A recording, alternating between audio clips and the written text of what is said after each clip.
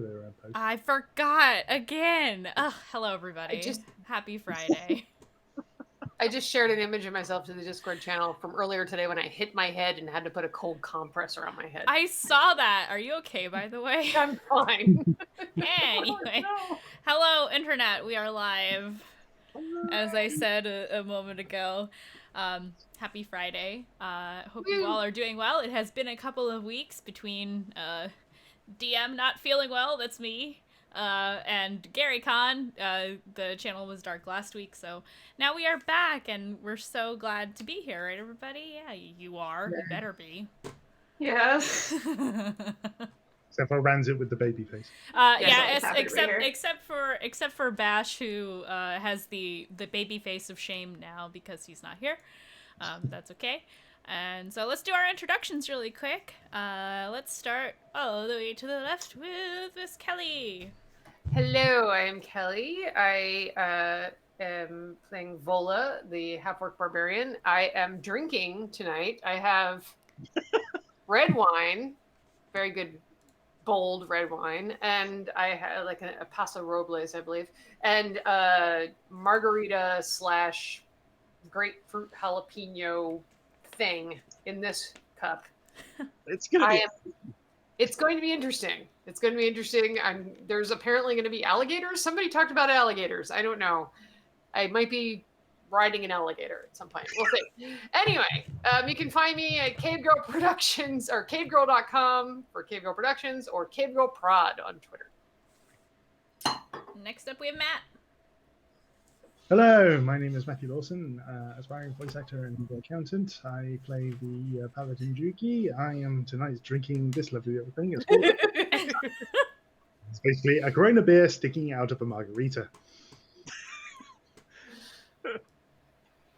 Delish. Are we alcoholics? We might be. We might be now. What's an alcoholic? I don't even know. Tell you when you're older, George. Next up is Kirsten. Hey guys, I am Kirsten. I am playing the human fighter Rosie. I am an artist. You can find me mostly on Twitter, and TikTok is my new go-to platform apparently. Myriad_X is my social media handle for everything, so you can find me there. And what are you drinking? I am also drinking. I'm drinking spicy water and vodka. Spicy water, seltzer and vodka. Stuff showed up just in time to hear what we're all drinking. Yes, next up is Seth. Hello, my name is Seth Polanski, Covenant DG. We stream Magic the Gathering. I do the law thing, but I am playing Druge, a sentient glass of bourbon. I'm playing Druge, the Furbolg Cleric of Death. And I've been looking forward to it for the last 2 weeks, so cheers. Cheers. And last, but I suppose not least, hi, I'm Mandii. I am your DM this evening, and all of the evenings, I hope. And I've been DMing for about, how many years did I say the other day? 5 years, almost, it feels like. Oh god, it's been a long time. Yeah, I'm also an artist. You can find me on the internet at the Mandii pretty much everywhere. Just Google me. It's super easy to find my work. And yeah, let's get started. Oh, side note, again, the reason for the baby head on the screen is because Bashman is not here, which means I will be playing Ranzit this week. How do you feel about Baby Bjorns? I was about to say that. Baby Bjorns are not allowed. Aw. Do you know that I have seen, like, ever since that happened the first time, I have seen, like, 20 baby Bjorns in the wild. And every time, I'm just like, oh my god, it's Rancid! Every time. Every time. Whoops. God. I Googled Baby Bjorn once to get, like, a picture of one, because I was thinking about drawing it, because it's just such a funny idea to me. And now I get ads for baby stuff all over the place. I'm so sorry. At one time, I'm not even having children ever. Like, why?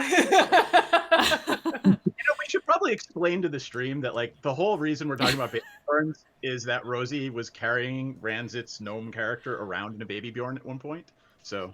Because he was adorable. Late to the stream, so I put him in a baby Bjorn and just have him around. Yep. Oh, I forgot to say what I was drinking. I have a screwdriver. And also Nice. water. This is mostly orange juice. There's only a little bit of vodka. Also a. Mine's mostly vodka and a little bit of spicy water. Well, Spicy water. Spicy water. Spicy water. Anyway, I Mine's believe mostly- we have a... Oh, I'm sorry, go ahead. Mine's mostly beer, tequila, and triple sec. I thought about making margaritas today, and I just didn't want to drive to the liquor store. Getting out of the parking lot at the one by me is a pain in the ass. That's why I had it delivered to me. I should have done that, but I decided to sleep in today. Work smarter, not harder. Yes. So yes, I believe we have a recap Yes. for the last session from the all-powerful, all-knowing Matt Lawson. Take it away if you like. Very well. Warning. The following recap is filled with various nautical terms that could be construed by some viewers as innuendo. If you are offended by innuendo, we recommend pressing the mute button and waiting a couple of minutes before putting the sound back on. We also recommend not going on board a sailboat. Thank you. Previously, on Predators Rejects 2, Annihilation. Desperate for funding in order to be able to hire a guide to help them through their journey into the jungles of Chult to find the Soulmonger, our heroes Rosie, Druge, Juki, Vola, and Rancid decide to take a nautical jaunt outside the Bay of Chult in order to hunt for known pirate captains and bring them and their ships back to Port Nyanzaru to face justice, offering a bounty of 2,000 gold pieces for each ship with an extra 500 for each captain brought in. In order to attempt this, they hired the services of Captain Camilla, a buxom merchant treasure-hunting sea captain femme fatale, to use her ship, the Mantis, to find the pirate captains and bring their ships back. Rosie is impressed by the experienced captain and likes the cut of her jib. A chest full of tribute to satisfy the dragon turtle Aramag that guards the Bay of Chult starts to engage with the captain to gain access to her great cabin, to the unfortunate dismay of Rancid, who keeps being carried around in Rosie's no-mean role. The rest of the party attempts to do various duties on board to help, with Juki swabbing the poop deck and going hand over fist with the sailors, Vola preparing her paella in the galley while learning how to shoot firearms, and Druge wanting to learn about how the crew's cannons explode and fire their balls at the enemy. The party find out from Camilla that one of their targets is a couple of days' sail away, and decide that since she has a business relationship with the pirate captain, they will attempt to board the target ship under guise of a trade party. As night starts to fall, they locate the pirate ship known as the Sturge, and upon receiving consent from Captain Lascalar, the two ships prepare their ground tackle to lower anchors from their hawse holes and come abreast of each other. That evening, the pirates and the Mantis' crew prepare to celebrate, with large kegs of rum provided by Camilla, paella provided by Vola, and with the pirates gathering around and singing near him. However, the night of feasting and drinking suddenly becomes the Red Shanty, as Rosie uses her echo to suddenly annihilate the pirate's only mage, while Juki erupts with a circle of flaming radiance that burns his nearby pirate fans. With the Mantis' crew realizing the slaughter is starting, all hands get hold of their weapons, and then suddenly the deck of the Sturge suddenly erupts with fire as gunpowder that Rancid spread around the ship unnoticed is ignited, burning anyone nearby. Soon, the pirate's poop deck is covered with dead seamen, and Lascalar is knocked unconscious and captured. Sorry. To receive their reward, with Rosie, ever ready for an engagement in close quarters, celebrating the victory by lying abreast of Camilla in the captain's cabin and briskly boarding her around the hold. However, the following day, after some interrogation Take a breath. After some interrogation of the pirate captain, Camilla lets them know that she is aware of a nearby pirate base which they can attack and take over. Mulling it over, the party decides to return to Port Nyanzaru. However, an incident involving Camilla suddenly summoning a demon to murder a disobedient crew member, the pirate party realizes they cannot really trust her, and decide that they will definitely return to Port Nyanzaru. Rosie changes her relationship with Camilla to been there, done that, and soon after a couple of days' travel and a fight involving a few harpies, the party discharges themselves from the Mantis after handing in the pirate captain and his ship, providing Camilla with her part of the deal. Back on dry land, the party return to the Thundering Lizard, bringing their liberated ill-gotten gains with them for storage, so that they can sell them for further funding, and running into innocent little Sarah doodling caricatures of the party. Taking a quick jaunt to the temple of Suni, the goddess of beauty and love, in order to partake in the public baths, with Rosie immediately taking interest in the priestesses that reside there. The party discuss the guide they need to hire through the jungles of Chult, as the druid Quasha has since returned to Fort Belluor, and they have to decide whether to go to the fort to hire him or look into hiring a different guide. But before they can make a decision, they have yet another theocratic debate regarding Druge and Rosie's love of death, and Jugi being a Lathandrian apologist regarding the definition of glory. Will the party finally start their journey into the jungles of Chult? Who will they hire as a guide to take them through the dangers that await them? Will the party ever discuss other personal matters amongst themselves that doesn't involve religion? And just what the heck is Jugi's full name anyway? This week's episode of Praetor's Rejects Tomb of Annihilation. Yay! Recaps are back. I'm so happy. I completely broke down. Amazing. You handled it like a trooper. You hear nothing. No, wait, never mind. My volume is off. Thanks, Gary. I totally forgot about the bathhouse. Why do you listen to him? Don't listen to him. I don't know why. Because he's probably the only mod other than me that's on, other than Duff, who may or may not actually be listening. Yeah. I wonder if that was one of the ones that muted their... So I believe you had, correct me if I'm wrong, you all returned to the Thundering Lizard after the bathhouse, correct? For a long rest, and that was where we ended it? Yeah, I believe so, yeah. Okay. Okay. So yeah, you all get your long rest. I believe you put that on your character sheets I have before, if you have not. Like, if you don't have full health, for example, Druge. I've just taken the full rest. Make sure that it's stuck. Okay, it looks like it fixed itself. Okay, so yes, you've all had your long rest, and you are, if you can go downstairs, have breakfast. You don't have to narrate the whole thing unless you want to talk about what you guys are planning on doing. I believe the cart was parked in, the empty cart, I should say, was parked in the alleyway behind the Thundering Lizard, and you had opted to put all of your mass amounts of loot. Actually, let's, well, I guess we don't really need to recap the loot. There was a ton. Yeah. There was a lot. You guys also have a chest full of treasure that you haven't even counted yet. Yeah. On top of everything else. I do have those numbers if you choose to go look through the chest. Do a couple of you want to come and we'll go look through the chest just so we have a baseline for what we have? I'll put this in chat later, but I can tell you what it is now. So you go in the morning, you get up and you want to go take stock of all your stuff. Whoever wants to go to look at what's inside the chest, you spend a good, I'd say you guys get up pretty early, I'm assuming.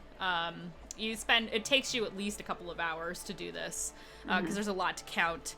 Maybe not a couple of hours. So anyway, all in all, there's 100 platinum pieces, 500 gold pieces. This is a small chest, by the way. That's why there's not like thousands and thousands of all the things. 100 silver pieces. 2 medium-sized emeralds. Ooh. Valued at 100 gold apiece. Let me know if I'm going too fast, Kirsten. Are you just going to drop it into Discord? I will do that as well, but she likes to write it down. Yeah, like 100 gold apiece for the emeralds? Correct. Okay. One large sapphire that is worth 600 gold. 6 small garnets that are worth 50 gold apiece. What's a garnet? No, I'm kidding. Sorry, it's an inside joke with Seth and I. And then in the midst of you all digging through the treasure and counting everything out and like organizing it and putting it back in the chest or whatever, you find in the bottom of this chest a single large diamond that is worth 1,000 gold. Nice. Ooh. You sure we have to do an adventure? Aren't we like That'll be useful for revivify spells. Oh, wait. Yeah. Oh, yeah, wait. that'll be useful to bring everyone, people back to life. Yeah, it'd be super helpful to bring people back to life if you could do that. Just kidding. Yeah. So the chest. Do you guys examine? You guys already examined everything, I guess. Huh? Yeah. So yeah, you. So that's what's in the chest. So you spend time doing that. Then you have breakfast. Dango and Sarah say good morning to you. The whole bit. You have some food. Now, what would you like to do? We'd like to go try to find people to sell all of this stuff to, right? Okay. Yep. I know Ranzit said something about talking to his guy about yes, kind of feeling out. Yeah, let me double check my notes from Bash really quick.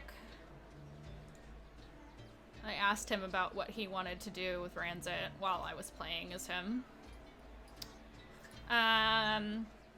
I also have some connections to the underground caravan type world of merchants and things. You do in Faerun.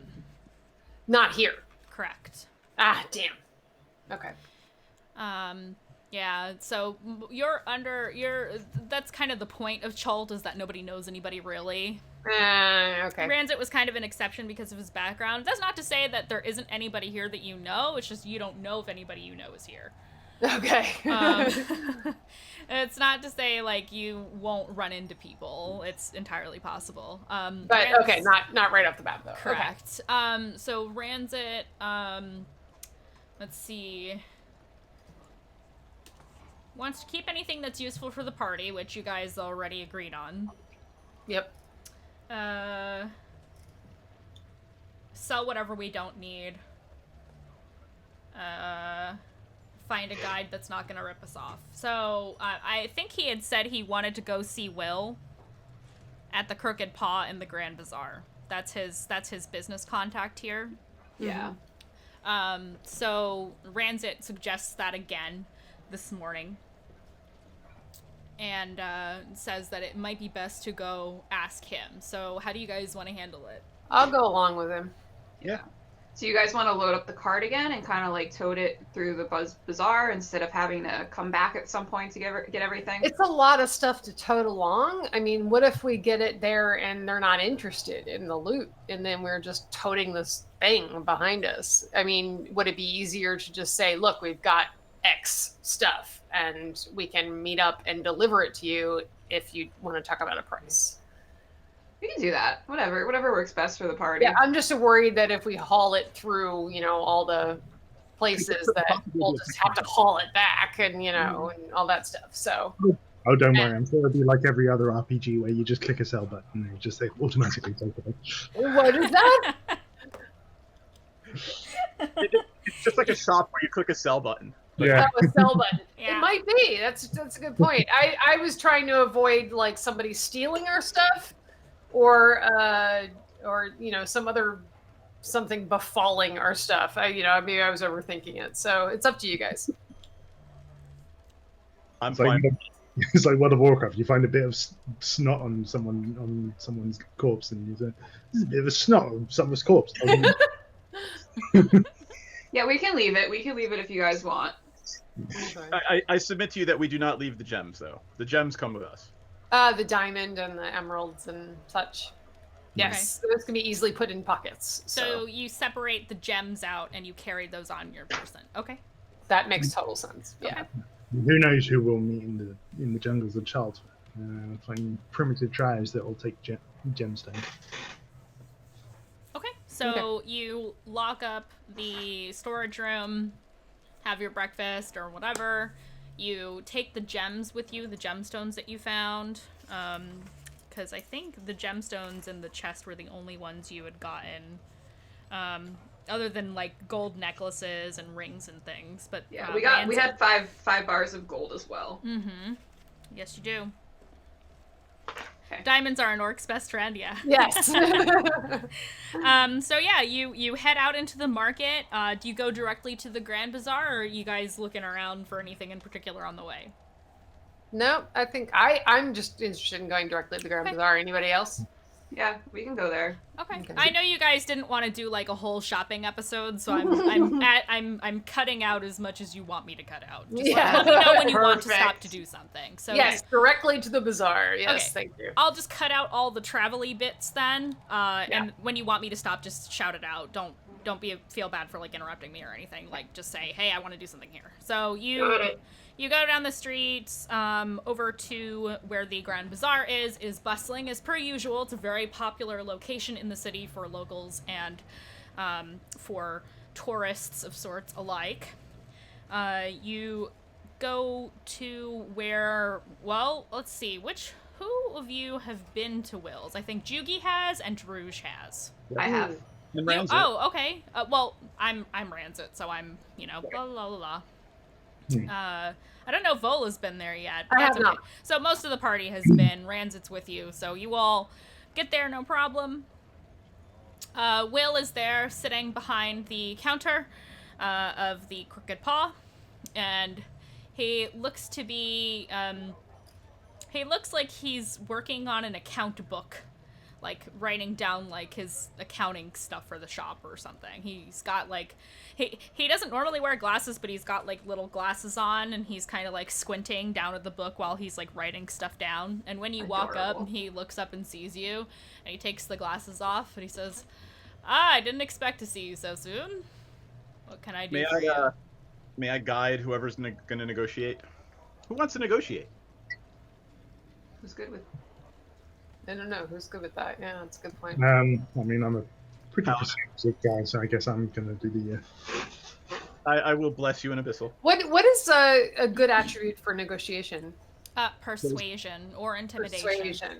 depending I do on... have a +3 in intimidation. Depending but on nothing in depending persuasion. on how you want things to go with this character, that is already Right. friendly to you. I have a +7 with persuasion. So Oh, there you go. Okay. You're king of that then. I can only intimidate if necessary. So I'm Okay. gonna bless you, Jugi. So go ahead and add a. If there's a roll to be made, you get an extra D4. Bless you, my child. Okay. First roll of the night, baby. Well, I mean, so what are you saying to Will first? I'm saying we recently liberated liberated. some items, and we wish to sell them to fund an expedition into the jungles of Chult. And we're wondering what kind of price we could. Well, I should say this in my. What kind of price we can expect from these items? And I kind of spread all of the items that we're going to sell onto the counter. Yeah. So Will kind of raises a brow at Ranzit and looks at Jugi and is like, "Sorry, did you say liberate?" Acquired. We acquired it. We Acquired. acquired it. Pirate. We What? killed pirates and retrieved gems. You acquired loot from pirates. Yes, and then we sold the commander to your merchant princes. Yes, we sold the pirate captain. Is that what we did? I nudge him in the gullet. Like I'm like, shut up. Oh, at Druge? Yeah. I'm just like, you don't need to reveal everything that we're doing. I'm saying, don't worry. I'm a paladin of Lathander. I can assure you these are not stolen items. They're probably made by the pirates themselves for self-defense. But I'm sure that some of these items are quite happy to be removed from the pirates' greedy hands and ready to be put out into the loot markets that you- No one's gonna be looking for them. I can assure you, we've taken care of the situation. And we not only have weapons and things like that, but there's some lovely exotic spices and tobacco and other such sundries. Jugi, This roll, result? roll me persuasion at disadvantage. Uh, Oh shit! Do I have You to pull guys out my are intimidation? batting 1,000. I didn't even have to do shit. Extra D4. I mean, technically I'm a paladin, so I have to kind of tell the truth. But... I mean, you can be a bad paladin. Oh my god, the cats and the baby Bjorn. Isn't that amazing? Okay, so plus 4, right? Plus Uh, D4, plus D4. D4. So, I mean, your lowest roll is going to be an 8, even if you or 9, even if you get a 1. Okay. Well, in that case, because my lowest roll was a 16, Oh, nice. that will be 25. That's a very good roll. He considers for a moment and he says, "All right. First of all, I'm going to want to see this before I agree to anything." And he looks at Rancid and he says, "You know the deal." And Rancid's just like, "All right." And will say, "Well, I want to see everything before I agree. And I would prefer if it not be here." Okay. Well, why don't you come on by the storage facility? Yeah. Okay. This is not me agreeing to take anything. I need to look at this. Okay. I'm sure we can find that perfectly amenable. Okay. Is there anyone else in the shop? No. Is there a door that closes? There's like a you know how like in the city there's like the garage door type deal? It's like that. I imagine it's like a stall almost. Yeah, it's a stall. The Grand Bazaar. Imagine a flea nice market. flea market. Yeah, it's a flea market. With stalls and like makeshift stores in it. I mean, is it going to be blatantly obvious if we pull a bunch of gems out of our pockets right here? Yes. All right. Because so the way this room is structured, so imagine like a rectangle. You are standing at the front of that rectangle, the short side, in the entryway where his desk is, directly visible to the walkways between all the stalls. So when you're here talking to him about things, there are people milling all around you. Oh, I'm fighting it so hard because Druge would really just reach out and be like, "Here, we have gems." Yeah, and I've already nudged you in the gut, and I will do it again. Yeah, if Druge goes to do that, I feel like Rosie and Volar are standing on either side of him, and we'll just elbow him right in the gut at the same time. Poor Druge. Yeah, let's just. I'm tall like he is. I'm not as tall as he is, but I can hit him in the gut. Mhm. Yeah. Let's just assume that I go to do it and you stop me. Yep. He kind of looks between all of you as you're elbowing each other, and Rance is just like, shrug. Do you want to come now to look at this stuff? I want to get this over with. I have things to do, and you're coming at the beginning of my day, so better now than later. So he will shoo you out of the entryway so he can shut the door. Because there's nobody else who runs the store. It's just him. Right. And he locks up. And you walk back to the Thundering Lizard, and on your way there, he says, "Listen, I gotta be honest with you guys. If it's truly ill-gotten, and I'm able to see that, you're gonna need somebody who's not me to help. But I might be able to help you with that." It's not. I mean, we the prince of the city made us, hired us to do it. Liberated, your words, loot from pirates. Where do you think pirates get their shit from? My understanding was that under law, if we liberated this stuff, it was ours, according to that the law. depends on where the pirates got it from. So I will take a look at these things, but I might not be the one who can help you, and that might be expensive. So I hope you have money. So anyway, he seems on edge because you came to him first thing in the morning to deal with, definitely not honestly earned goods. And so he comes back to the Thundering Lizard with you all, and I assume you lead him to the storage room. Yep. There are some people in the bar area.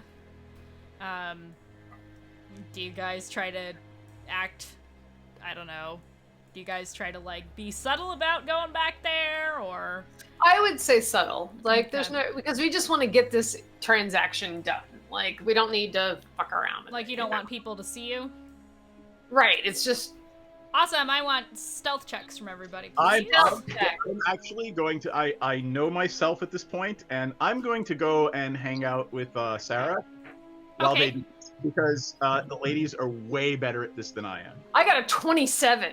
I think I'm pretty Very stealthy. good. Okay. So for who's going, Rancet's gonna want to be there because of Will.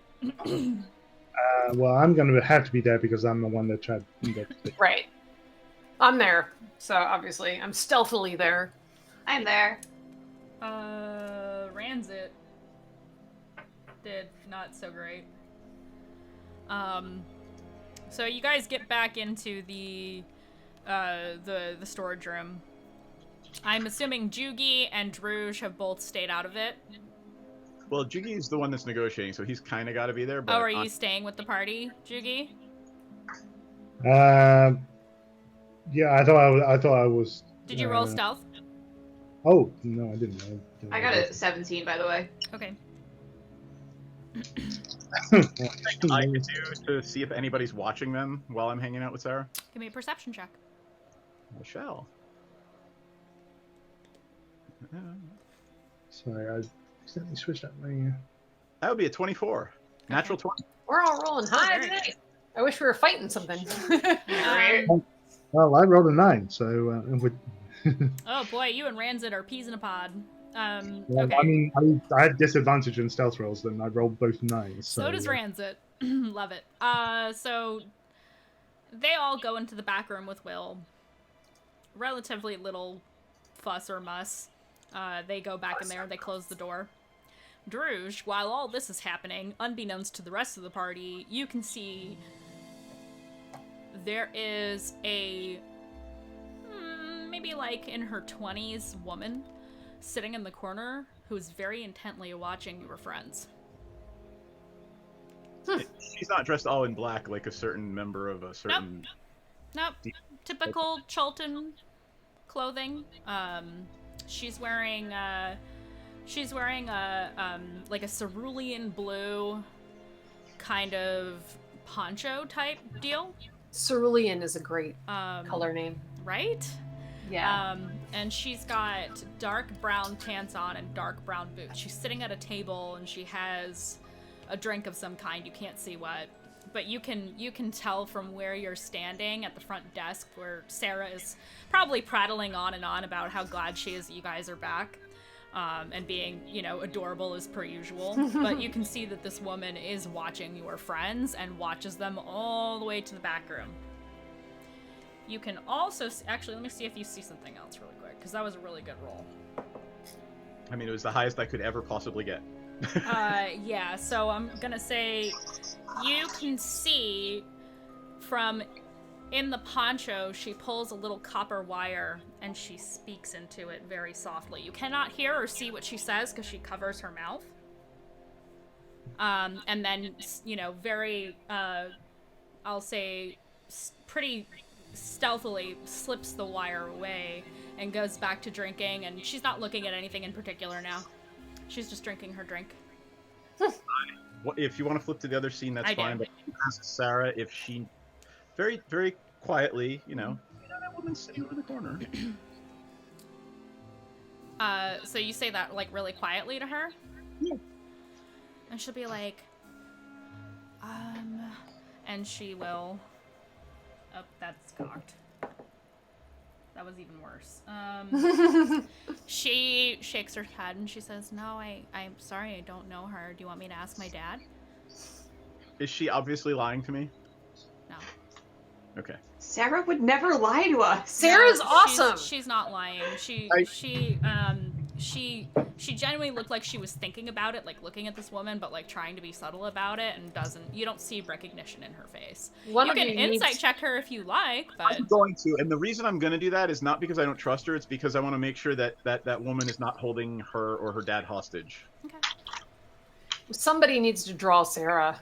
One of you. I have a design in mind, but I haven't done it yet. 13. Got it.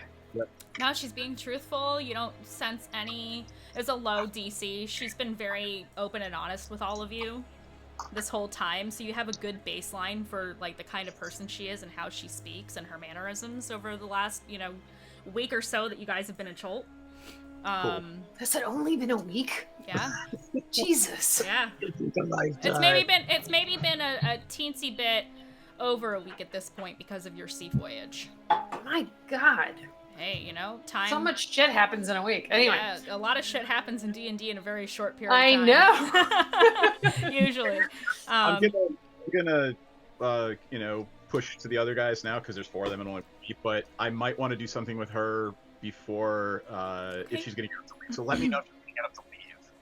Okay, so we'll cut scene over to the storage room where Will is now Will and Ranzit are actually kind of muttering back and forth together, and he says, no, I'm gonna look at these, and he starts picking up crates and moving them around and, like, examining the crates themselves.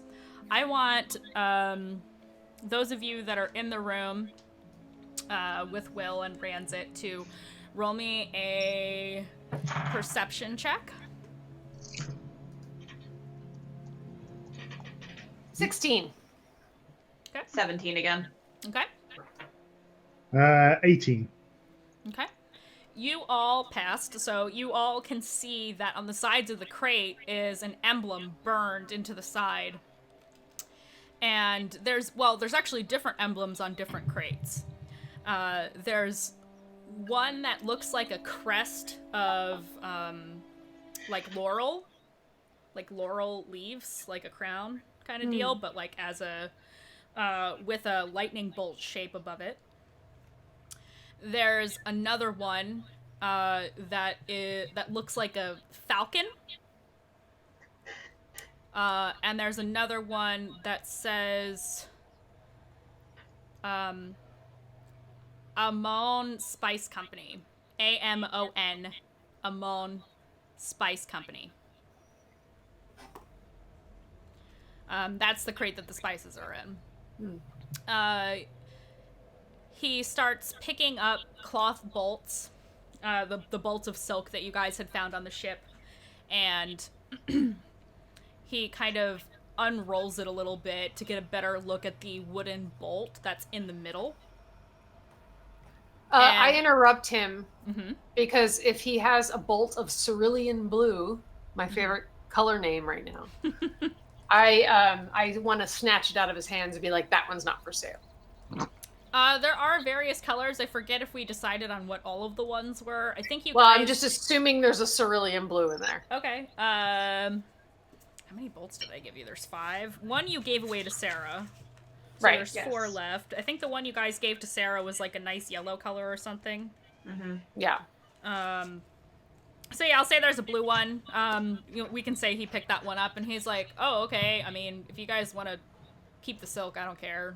Just this one. Just this one. It's for a very special garment. She likes the color. Okay, he hands it to you, and he picks up a different one. He doesn't seem phased or annoyed or anything. He's just like, all right. And he will unroll another bolt. Thanks for those 100 bits. Here's for Cerulean Blue. That should be the episode name for tonight. I don't remember what 100 point is. That inspiration? Inspiration, yeah. If you want to give inspiration to a party member, please choose one. Or I will randomly roll for one. So let's see. He unrolls another one, and you see another emblem on the wooden bolt in the middle of the silk, and he goes, that's what I thought.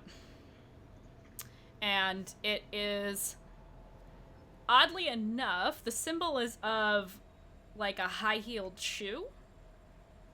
With a diamond, like you know how like in tattoos it's like a geometrical like little diamond that's supposed to look like a princess cut kind of situation. It's like that with a heel. And he rolls it back up and he sets it down. He examines the chest. Ranzit does tell him, well, the contents of this is ours, but if you want to take a look at the chest itself, like, feel free. And he kind of looks at it, and he's looking at everything very closely, unlike the rest of you when you first got this loot. And after all this is done, he turns to all of you and says, almost everything here is stolen. Yeah, we got it from pirates, duh. Well, you were acting like this was easy to sell, and it's not. all of these things are marked in some way or another, and they're recognizable products. If you try to sell them in the shops here in town, you're gonna get arrested real quick. Mm. So I guess it's smart that you came to me before you went to anybody else. Now, I obviously can't buy any of this. Sorry, I can't. Unless you want to, like, the weapons and gemstones, if you have gemstones, because he doesn't know what all you have. You didn't give him a list. He says, if you happen to find gemstones, I can buy those. Those are really hard to trace. He also says, like, weapons he'll buy, the holy symbol stuff he'll buy, tobacco he'll buy, because that you can't trace. It's a plant. Right. So he basically indicates to you the few things that he can purchase, which isn't a lot. It's stuff like the gold. Well, do you show him the gold bars? Yeah. He examines the gold bars and he says, you will have to resmelt these if you want to use them. And he points to another insignia that matches one of the other, like, mercantile symbols, like, that are on the crates and some of the products and stuff like that. I talk to the group, I pull them aside, kind of do a huddle, and I'm like, let's get rid of what we can get rid of. Get rid of the gems except for the diamond. Get everything else. That's all the high value stuff anyway. I mean, do we really need the diamond, though? Do we? Does anybody need it for magical reasons? So there are some spells that require diamond dust that don't involve you resurrecting people. I don't know that you guys are at the level for that yet. It's completely That's up to what I was you. wondering. Like, do we keep the diamond or not? I ask the other people, do you need it? Because I don't need it. Druge has the gemstones. Although diamonds are an orc's best friend, but that's beside the point. That is up to Druge, because he's our magic user. If he wants to keep the diamond, he can. I'm hanging out with Sarah, and honestly, the table talk, I would have just handed you the stuff to show to him. Okay, so if you wanted to do that beforehand, I can write that's fine. Okay. I hand it to them. Well, say you give them to Rosie. She has them. All right, so I say get rid of the gemstones, get rid of the tobacco, get rid of everything that's untraceable, and everything else we can put in storage for later. Okay. And you know, I get my toga material, and I'm happy. So.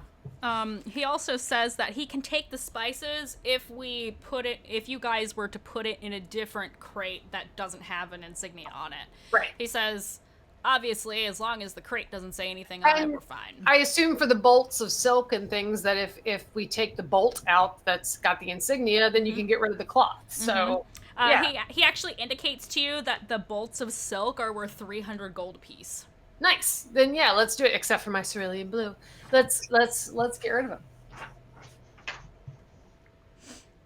Okay.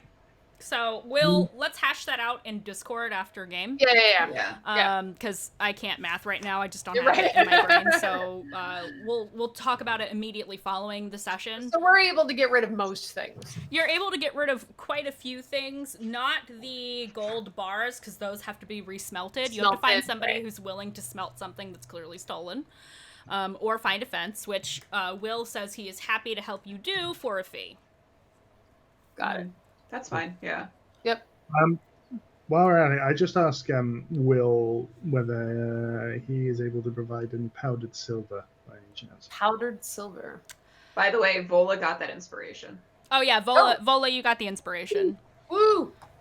So you can write that on a piece of paper or whatever you want if you don't already have one, which I think you do. I do, yeah. So for anything beyond that one little check of inspiration, you can keep like a sticky note or whatever for the extra ones. They stack and you can keep them.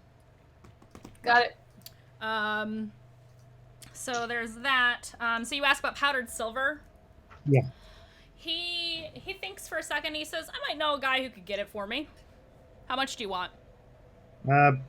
I like about 75 gold pieces worth, please. Okay, 75 gold worth silver powder. He says, well, do you guys want me to, we'll get right back to you with the silver powder. Do you guys want me to find somebody to take the things that you maybe don't want to go through the trouble of dealing with? Yeah, I would prefer to get rid of this as soon as possible. I don't want to leave all of this stuff in the tavern.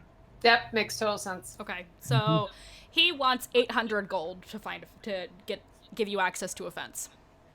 Do you agree? That's fine. Yeah, Done. that's fine. Well, hold on. What's the percentage? 800 gold, and then we're gonna make how much? Over like possibly like 4,000 gold. Yeah, it's probably a Way lot. over. It's a lot. He wants 25. 800. He wants 800, and that's his connector sphere. Or whatever the hell I'll he give calls it. him 4 of the platinum. Is it 4 platinum? How much is that? Platinum is 10 gold. So I'll give him however much be right back. platinum, right? Can I do that? You'd have to count that out really quick. You guys have a lot of platinum. Yeah. I will be right back. We all have Okay. a promotion. Yay! Oh, yay. So Matt, how many platinum would that be? 800 gold and platinum? 300 gold would be 80 platinum. Yeah, we'll give him 80 platinum. Excellent.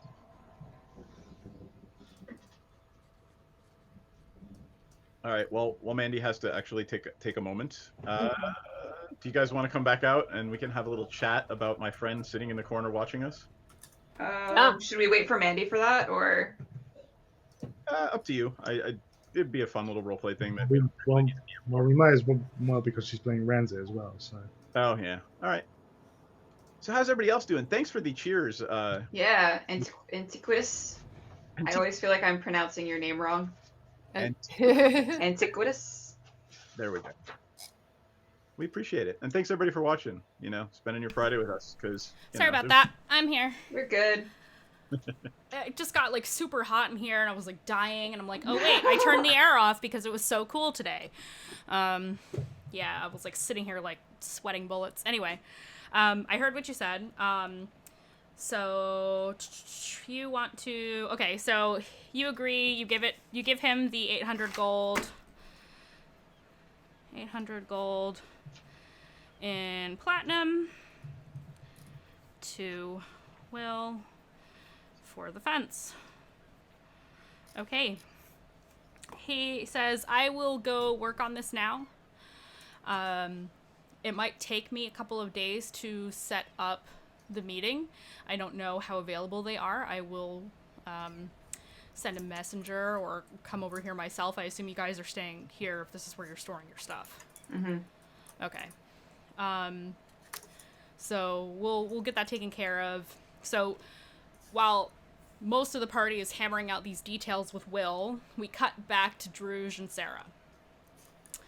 Because the woman that you were watching, who was watching your friends, is getting up to leave. I would like to go and intercept her. Okay.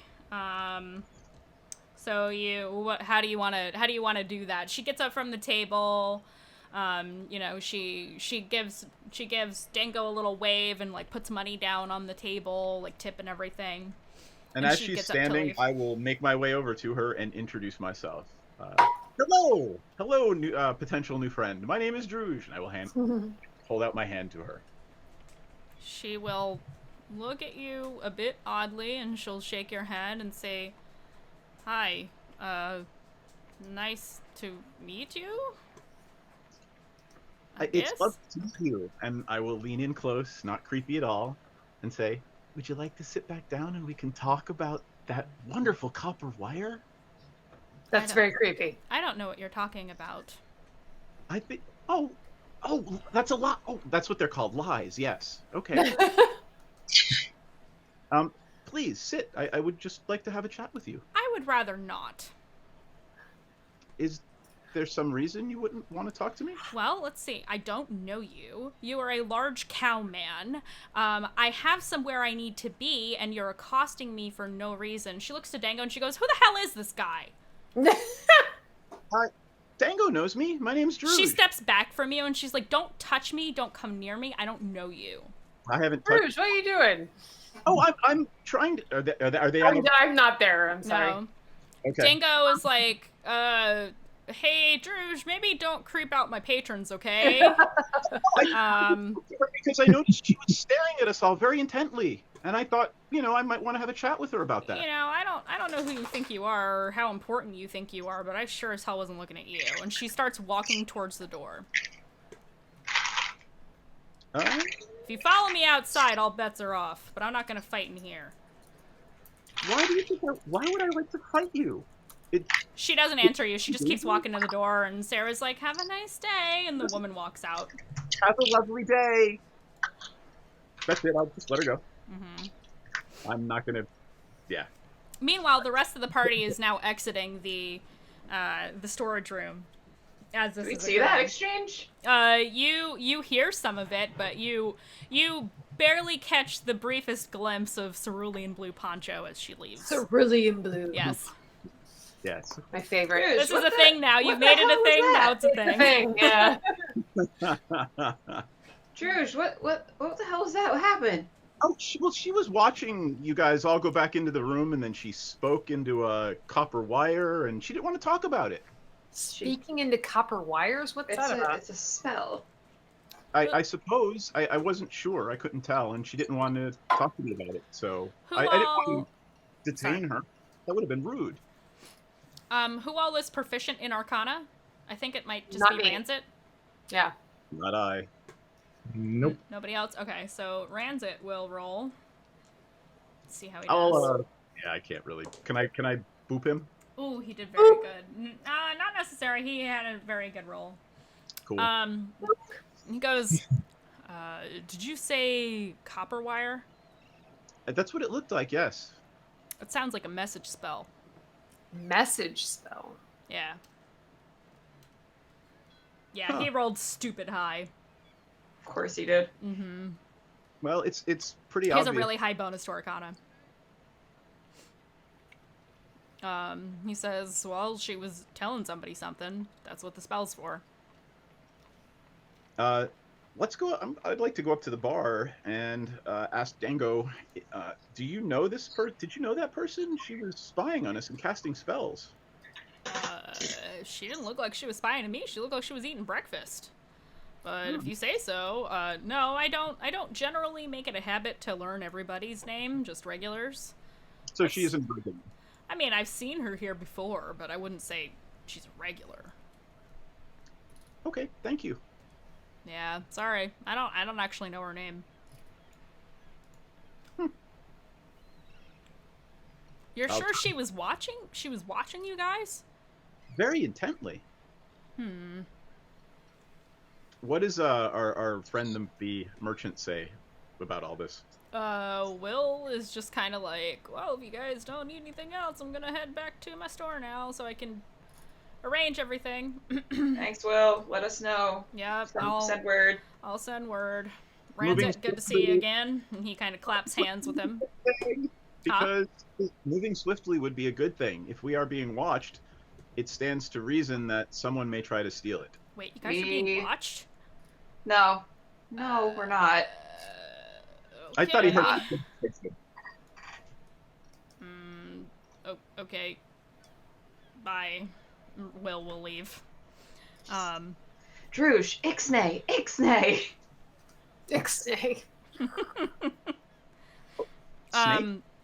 Jugi, while the conversations in the storage room are taking place, he agreed to find silver powder for you, but did not ask you to prepay in case he gets unlucky, because he's like, I think I know somebody who has it. I can probably get it for you. Okay. So just, we'll wait till I send word to you about other things. I'll let you know about that. Sure. So, Will heads off, and the rest of you are here. It's probably like 11 o'clock in the morning at this point. You know, because you guys are pretty early risers. You've been up for a few hours as it is already. So what would you like to do? Do you want to... Let's go talk to guides. Yeah. I'm going to stay here. That makes sense. We need someone to watch out for the merchandise. You are also expecting someone to come here, looking for you. You are waiting for a missive from the merchant princes of Port Nyanzaru who want to meet with the party. If you recall, from when you turned in your quest to Zindar, he indicated to you that they will want a meeting with you collectively, meaning all of the merchant princes want to meet you. and that they would be sending a messenger to the Thundering Lizard to tell you when your summons is. I'm not just going to sit around here and wait to be summoned by the princess. It's, yeah. They can suck a big one. Yeah. That's not true. That's Okay, Druge. All right, then. Okay, Seth. Way to break the fourth law. Suck a big one. Wait to kill the party before we go. Yeah, right. I'm going to be staying. Why don't Ranzit stay with you and the baby Bjorn and the three of us? So I would like to stay in the storage, the storage closet, and I will have Ranzit stay outside of the storage closet. Okay, so Ranzit will hang out in the restaurant, I guess, and play cards with Sarah or something. Okay. He's clearly getting the more fun job out of this. Yeah, I'm just gonna be staring at a wall for a while. Just chilling. You in there just sharpening the blade with a maniacal grin on your face. I mean, probably, yeah. Yeah, offering a vaguely demonic prayer to Ball. Vaguely demonic prayer. Vaguely demonic. Vaguely, only vaguely. A little bit. Marginally. Yeah. Okay. And then you guys can go search for a guide, I guess, right? And did you have a request, or Ranzit had a request about a guide, or was it sort of, we were on? I mean, just whatever. I like the druid with the Vegapygmy. Sure. Yeah, if he's around, yeah. But otherwise, it's kind of just whatever guide is really available. All right. I'm around to evaluate guides as well, so yeah. Awesome. Let's go. Okay. So let me get into something here. So you guys want to look around in the Thanks. Oh god, I don't even want to know. I got closet inspiration. I got closet inspiration?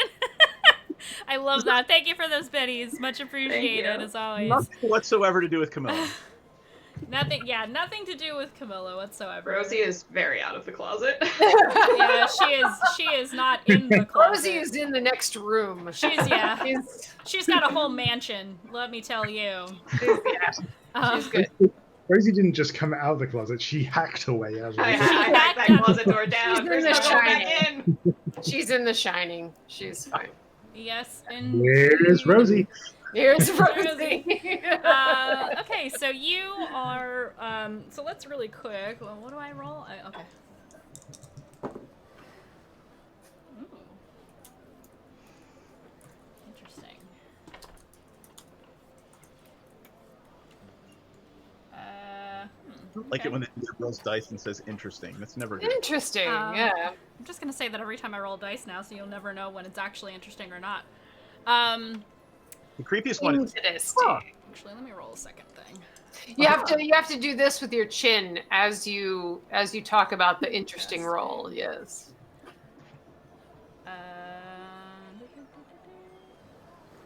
Oh, that's fun. I like that. Okay, so it's just getting worse. I'm gonna say.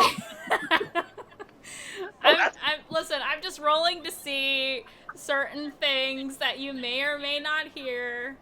You know, in the around town and things. Anyway, Rosie, while you're sitting in the storage room, which is actually has a wall kind of butt up against the tavern area, so there's tables on the other side of the wall from where you are, and you can actually sorta a little bit hear people chatting, but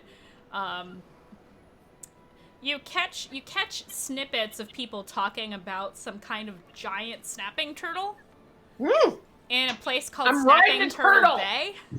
Oh, sorry. And the rest it's kind of drowned out because it's hard to hear through the wall. So you hear about something called Snapping Turtle Bay. While that's happening. So while Rosie and Ranzit are in the inn, what are the rest of you doing? Looking for a guide? You're looking for a guide. Okay, so you guys are...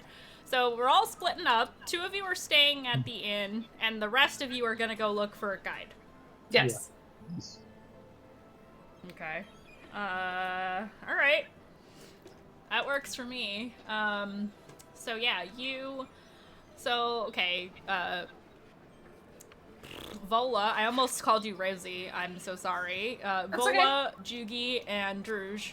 You go venturing through the city. Are you going to an area in particular? I thought there was a place where there were... Yeah, where you found out about the guides. Like, there was a central place. So there are, there's like message boards.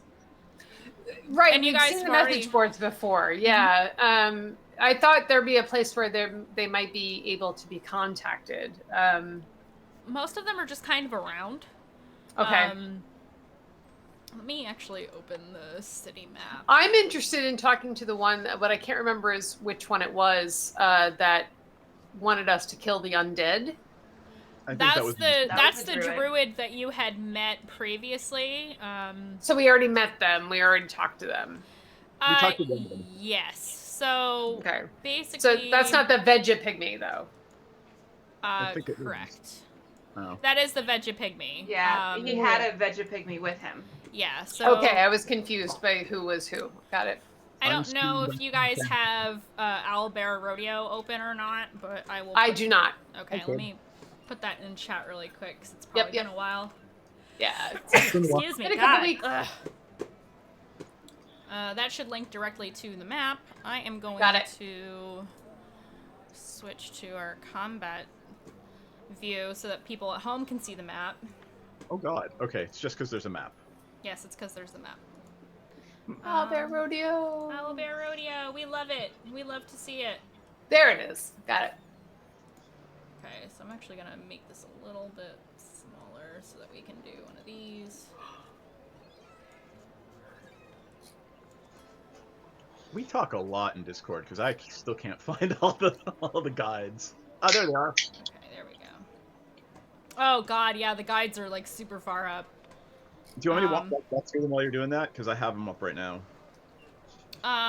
So we'll say that you guys are back in the market ward, hoping that you'll see, that you will see, like, guides walking around. So the one that merchant ward?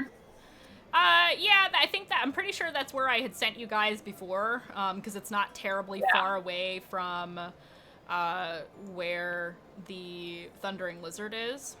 Yeah. So, out in the merchant ward, you guys are walking around hoping to catch, like, people who are maybe obviously trying to advertise their services.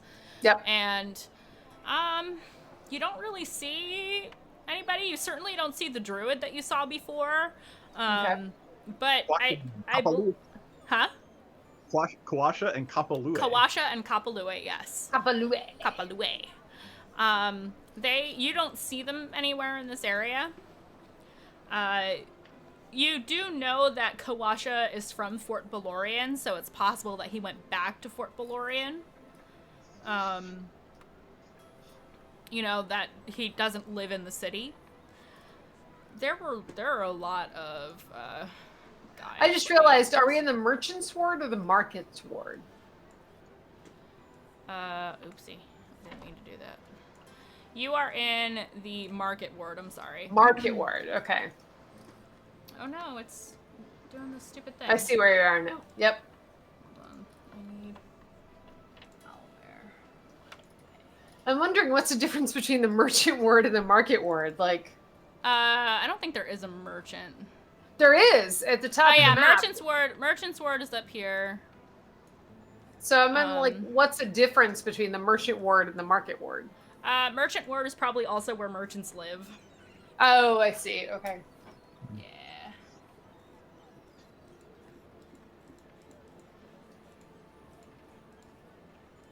Okay. Sorry, I had to fix that. It was being dumb. So yeah, that's kind of where you're at. So you're looking around in this area. I forget, there's a lot of guides and I didn't send you guys all of them, I don't think. Let me... I remember. Dig up where the guides are at. Does anybody I'm talking to the rest of the party now. I'm like, does anybody have any strong preferences as to what guides we should be seeking out besides the Vegapygmy guide? I'm reading through them all right now, and they all apparently charge 5 gold pieces a day. So Yes. Yeah, like, was there any particular one that anyone was, particularly aligned to? Besides the druid who was negotiable, there was also a dwarf who, if we did something, there was some mission that he wanted to accomplish, he would waive the fee entirely. I'm pretty sure. Are we concerned about fee anymore? We've got a pretty good haul of money at this point. So does that matter?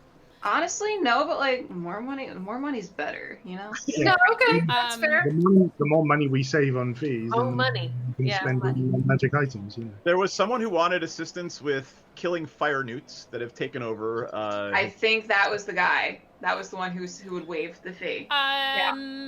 Let's see. Hugh Hackenstone. I've stood atop every mountain in Chult. I know every gorge and crevice, every plateau and trail. My memory is an iron trap. I forget nothing. Trust a dwarf, I always say, because a dwarf will never steer you wrong.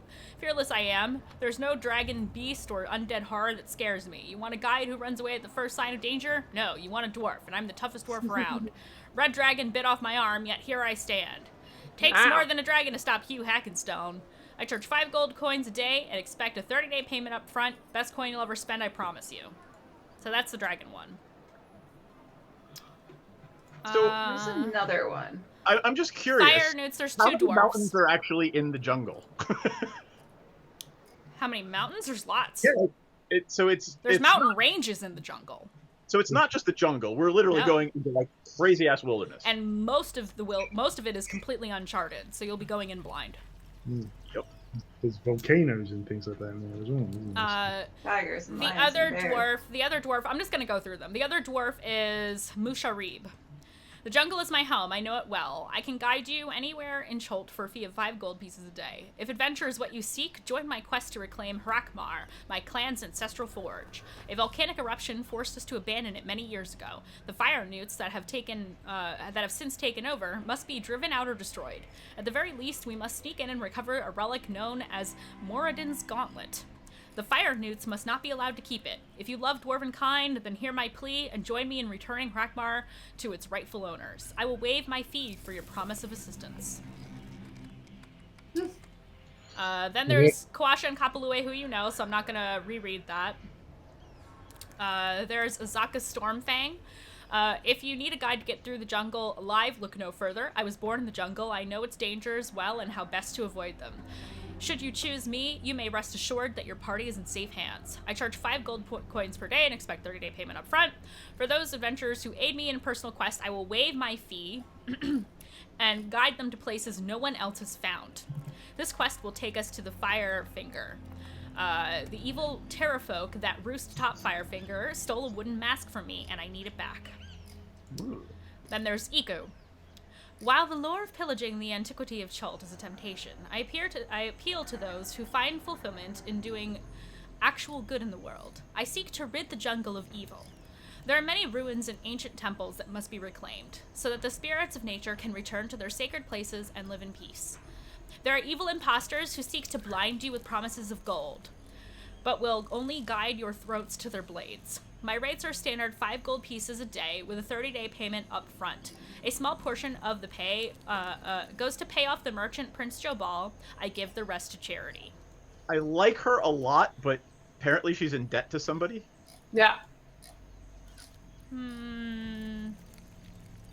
Why? Salida. You should. I think we found Rosie's new crush, but. She's in debt to somebody? Who? No, she works for the merchant Prince Jobal. That means she's a registered guide who has to pay tribute to Jobal. Got it. All right. See, guides who do not pay tribute to Jobal are illegal.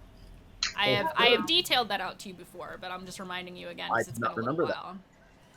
Yeah, I kind of like the sound of that one. Yeah, I like the sound of that one too. Is she around anywhere? You have to look around. But then there's a couple more. There's Salida, blah, blah, blah. She talks shit on other people. Yeah, I don't like Yeah. I was going to say either the dwarf with the fire newt thing, that last one that you just listed, or Salida, because she's the only one that you sent to us that doesn't ask for the 30 days of gold up front. Let's see. I've led many expeditions, blah, blah, blah. Azaka and Iku have led expeditions in the jungle that never returned. Ferrul and Gondalo are charlatans, plain and simple. Old Hugh suffers from mad monkey fever. I'm sure of it. Musharib is an albino dwarf, and they're not to be trusted. And I hear that River Mist and Flask of Wine owe money to the Zentarum. 5 gold pieces per day is a cheap price to pay for your lives. Spend your gold wisely. So she's definitely expecting money from you. But not up front. It doesn't say that that, up front. but you have to speak to her first. Right. Yeah. I'd like to talk to Iku first, if we could. Yeah, So I'm not very sure of Salida because she sounds like very antagonistic towards others, and I don't think it could work with such a. I'm sure she'd be my friend. Yep, and then there's Ferrul and Gondalo, which is like a duo. They promise treasure and say don't be fooled by other guides who will lead you in circles. They promise that you'll be swimming in gold and magic if you go with them. But they require the same amount up front, but they are happy to reduce their rate for equal shares of any treasure found. So that's what Ferrul and Gondalo are about. So you guys want to seek out Iku? If we could, yes. Okay. Let's look for Iku. Give me a moment. Lighters, should I be yelling Freebird? Yeah. Hey, Art Heart Studios. Good to see you. 100 points for me to take hot tea with honey after that presentation. Thank you. I will take that inspiration and use it for something later. Or vodka, you know. That's You know. suspicious. That's weird. What? What are you talking about? I'm just like that, Mandii. I didn't say that I was gonna be using it on myself, but if you're gonna act like that, maybe I will. Let's see. Stop giving her ideas. You guys give me so many ideas all the time, and I love it. Yeah. I would like for those of you who are out in the city to roll me, for funsies, investigation checks. Am I in the city? I'm in the city. You are in the city. Investigation. I mean, out and about. 12. Great. Off to a great start. 12, 14. Also 14. I'm gonna keep my eye out for Cerulean Cloak Lady. I'm sure she's following or has one of her friends following us. You guys travel around a fair bit, and so I'm gonna move the party token. You find your way going through the market ward and all of that. You go up a ways on Is that a technical term? Up a ways. Up a ways on the northern coast area near the bathhouse where you had stayed, which is this area. Yep. You go past the You go past that, and you're up in this area. Now there's stairs that lead down into like a little residential area and stuff like that. Right about here, sitting at, god damn it, I always do that. Right about there where that green splotch is that I just put on the map, you see, so just to be like super clear, for the sake of ease, because I'm lazy, all of those little postings that you found on the boards have sketches of what the guide looks like. Got it. Particularly the one of Iku. The other ones probably don't so much, with the exception of like the ones that aren't shady or that don't say that they pay tribute to Joe Ball. Hers definitely had a picture of like a sketch of her on it. And you see her sitting outside of a little cafe in the street. She's sitting at a table. Oh. Looks to be having lunch. Okay. I'm gonna boop Jugi since he is our paladin. Since they are paladin, and have a conversation, Jugi. Boop. Okay. No pressure. I'm gonna swap back to the RP screen. Okay. So I kind of we're conversing with Iku. We have met this person before once, right? Iku? No. You have Nope. not met Iku. You recognize her from the posting. I'm sorry, right? It was Kawasha and Kapalue. Got it. I am gonna try not to be creepy and give a real smile while I stand back next to Vola.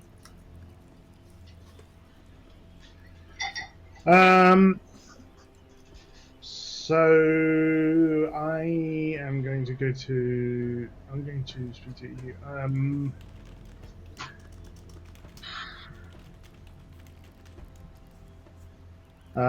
I am just basically going to explain to her who we are, and that we are in need of a guide to journey through the jungles of Chult, in order to find something that is the potential cause of this death curse. Okay. So you just walk up to her and start saying, "Hi, here's who we are. Here's my name. Here's our names. Here's what we're about. Here's where we're going." I'm sorry. We'd like to hire you, maybe. Yeah. Sorry, I'm just a little bit. I'm just a little bit tired. I'm not sure. Too much Corona Rita, y'all. Yeah. But yeah. Like, hi, are you Iku? A good starting spot. No, I'm not gonna go straight up to her and shout, "Hello there, my name is." My God! Come on! Hello and welcome. It works so well for me. No, I'm just going to go up to her and say, just basically say, "Hey there." Hey there. Sorry. Hey. Hey there. Sup. Sup. I'm sorry. I'm gonna shut up.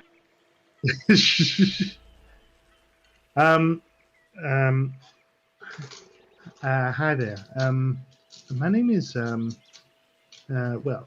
my full name is a bit of a is a bit long, and for the sake of sanity, we're going to cut it down to Judy. But I was just wondering, are you by any chance the person known as Iku? She will. She'll set her utensils down and smile up at you and say, "Yes, my name is Iku." Oh, great. We've been kind of looking around. You see, we are Looking for a guide, I assume. yes. Okay. In fact, yeah. I We're can- looking for a guide to take us through the jungles of Chult. Okay. For an important quest to try to deal with potentially deal with this death curse that seems to be plaguing all of Faerun. I was wondering if you could help us. I'm available. When were you wanting to leave? Are you staying anywhere in particular? Do you need time before we depart? We need a couple of days' time, just to prepare, and also we have a couple of meetings here and there. Okay. But we should be ready within the next. Sorry, when's that? When is it? Like You don't know. You don't know how long it's gonna take. We're quite happy to send a message. Are you going to be here in this town for a while, or are you needing to leave at some point? I'm gonna hold on a second. I'm going to. Do I have stats for Eco?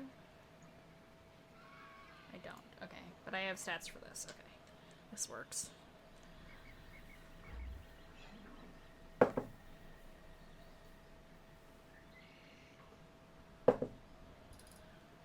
Thunk. Dunk. She will look you over. As you're explaining everything and that you are seeking to, basically that you are describing that you are seeking to destroy the evil of the death curse, that you have a noble goal, a good goal. And she's nodding as you speak. She's really hearing what you say, and she says, she'll stand up at this point because, you know, she was sitting down and you were all standing next to her, so she stands up. And you see now she's like a middle-aged Cholton woman. She has, surprise, surprise, blue robes. A familiar cerulean color. It seems to be popular here in Cholt. I mean, people wear very colorful clothing all the time. She's got a walking stick that's propped up against the table. It's carved in the likeness of a coatl. That's like coatls are like large serpents with wings. And she's about average height for a woman, like 5'6". And so she kind of stands up and she's nodding as you speak, and she says, I will help you. I do live in the city. If you know, do you have any connections with Merchant Prince Jobal? We I'm gonna boop him again. you just remind me, who was the Merchant Prince that we saw with The Merchant Prince that you saw was actually it was Wakanga Otamu. Wakanda? Yes. Wakanga Otamu is the Merchant Prince that you met. She, like the other legal guides, work for Jobal. And she sees you hesitate, and she says, it's okay if you don't. You just need to go to... If you want to get a hold of me, the best way is to go to, you know, one of the offices, or the main office for where Jobal holds court. And you can have them summon me, and when you're ready, do you have an idea of how long you need, or what kind of supplies will you be providing? Certain supplies like canoes and things of that nature. I don't typically have those things. Well, we got the necessary funding for at least a month's worth of and we would Okay. like you. I'll speak up in the back and say, I think we would like you to tell us exactly what it is you think we'll need. Oh, sure. Well, do you have an idea of where you need to go to find this death curse? Do you know what locations you're trying to, or place to start? I certainly don't know. Well, our original plan was to initially travel to some ruins. I wrote it down, but in a different book. Hold on, it's over away. I'll get it right back. Kirsten, did you write it down? Yeah, I'm looking for it right now. Also, really off the top of my head because, you know, my god told me so. We need to go to Mbala. Yep. The Wise Guardian of Orlonga, east of Mbala. Orlonga? Okay, so you say, I assume you say, do you say both, like, what specifically do you say to her? You have to be specific with her, so... At the moment, based on the information we have to travel to Mbala and then head east from there. To Mbala? I know where that is. I can definitely help you with that. That's... You will, if we are heading to Mbala first, it will be smarter to travel on the rivers. You will definitely want canoes. I very much recommend, unless you have magic that can create water or food, to stock up as much as possible. Well, I have magic that can purify water and food. I think we can handle that, but we would rather do it through non-magical means if we can. So yeah, let's be safe. Okay. 1 second. Mandy, does she look Yes. like? I mean, does she look like she practices spellcraft at all? It's she just looks like she's dressed like a normal person. But you said that she had various imagery of Coatl. Coatl. She has a staff that's carved into the visage of a coatl. Like the head of the staff is the head of the snake, and the wings are kind of tucked in, What and the do I know body about? is twisted around the actual shaft of the staff. Do I know anything about Coatls? Roll me a history check. AI as well. Yes. Actually proficient. Yeah, Because but with your high perception, you pretty decent perception, you would have noticed the staff. It's very intricate. I mean, it's not painted or anything. It's just carved intricately. It's not something religious or anything. No, it's not a religious thing. does it look like she can beat somebody with it, or it's just a walking stick? It's tall. It's taller than she is a little bit. It just looks like a wooden staff that's carved pretty. You can use anything as a bludgeoning weapon if you put your back into it. Yeah. What did you guys get for your history checks? 9. Oh, I rolled a 3, but I'm going to use one of my inspiration. Okay, go ahead. Drush, if you have inspiration, you're welcome to do that as well. Yeah, why not? Oh, that's better. 17. Oh, very good. Drush? 11. Okay. Jugi, you understand that coatls are lawful good celestial creatures. They are benevolent serpentine beings of great intellect and insight. Their brilliantly colored wings and gentle manner speak to their celestial origins. You also know that the lore around coatl is that they can live for ages without sustenance. They can survive without air. But they can just die of disease or passage of time. And coatl can sense its end up to a century before its time. But has no insight into the matter of the demise. So they're very insightful creatures that are at least vaguely clairvoyant, in the sense that they are able to predict their own deaths. But they are creatures of light. They are celestials. It's very much your domain. It's very much Lathander's domain. Okay. Yep. Are you going to share that with us, or I guess you probably can't do it. Just out of courtesy, I am going to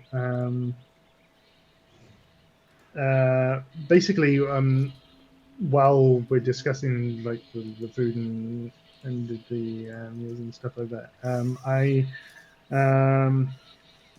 say to her in Celestial, Okay. is there anything you'd like us to do? And check to see whether she understands me or not. I don't know what languages she speaks. Hold on. 1 second.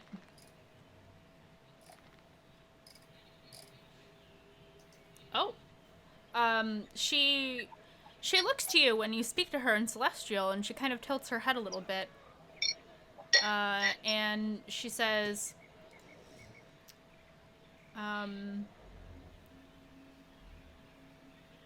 what was it that you said precisely again? Sorry. Is there anything that, in particular, that you'd like us to help with while guiding us? She responds to you in Celestial, and she says, my goal is simply to, I am here to destroy any evil that I find in the jungle. It seems that you want the same. That's my goal. That's what I need to do. I respond in kind to in Celestial. Absolutely, there is. That is something within the domain of the Lord that I serve, Lathander. Oh, okay. You serve Lathander. I do. I am a paladin of the glory of Lathander. And if there is anything that we can do to rid this land of the evil, especially if it's whether it's connected to the death curse or not, I am willing to help. She nods, and she says, in common, out of respect for your friends, she says, "It seems that we are all on the same side here, in terms of what we are seeking to do." And she'll kind of rattle off some different things, the same things you've been hearing. Get the bug repellent, get the water catcher, get the canoe, get those things. And she says, unless you have magic to take care of those things for you, you're going to want them. Let's just assume we write down the list of the things she recommends, and then when we go to the store, we will buy those things. So you said you had funding for everything that you need. Do I need to get a canoe for myself? I can take care of that. How many fit in a canoe again? Out of character, how many fit in a canoe? 6. I believe it's 6. Oh, I thought it was 3 per canoe. We had to get 2 canoes. No, it was. We were supposed to get 2, but then we realized Ranzit is small, and then also the Vegapygmy was also small when we were going to get the other guide. Yes. We So probably need to put the supplies in one too. So it holds up to 6 medium creatures and has a maximum speed of 2 miles per hour. I'd say we probably need 3 canoes. No, we wouldn't need 3 canoes. So it would be you guys plus the guide. That's 6 people. Considering we have to consider the fact that we are not going to be transporting anything that we cannot carry through the jungle. Yeah, there is So, no yeah. big boxes of. You sure you don't want to take that treasure chest with you, full of gold and stuff? You sure you don't want to take that with you? I got patches. It's fine. All right, it's fine. Maybe we can find some kind of magic storing device or something like that. I mean, maybe some kind of bag that holds things. Oh yeah, Bag of holding? Bag of holding, perhaps. Or maybe you have a sack of some extra cash to buy some magical items before we leave. That would be fun. Let's buy what we need, and then we'll go for the pricey good stuff. Yeah. No? So when should we tell her to meet us, and where should we meet? So she's basically saying that when you guys are ready, she will leave herself available for you because you guys seem like you're good. You feel like she was doing some insight into what you were saying.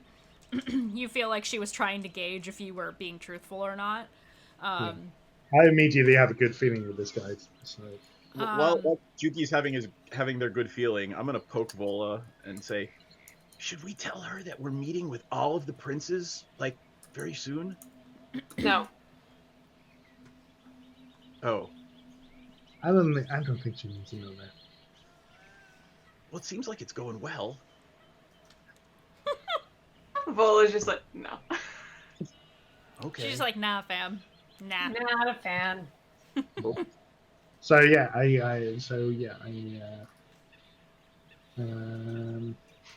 think we have an agreement, and I think and it would be an honor to hire you as our guide.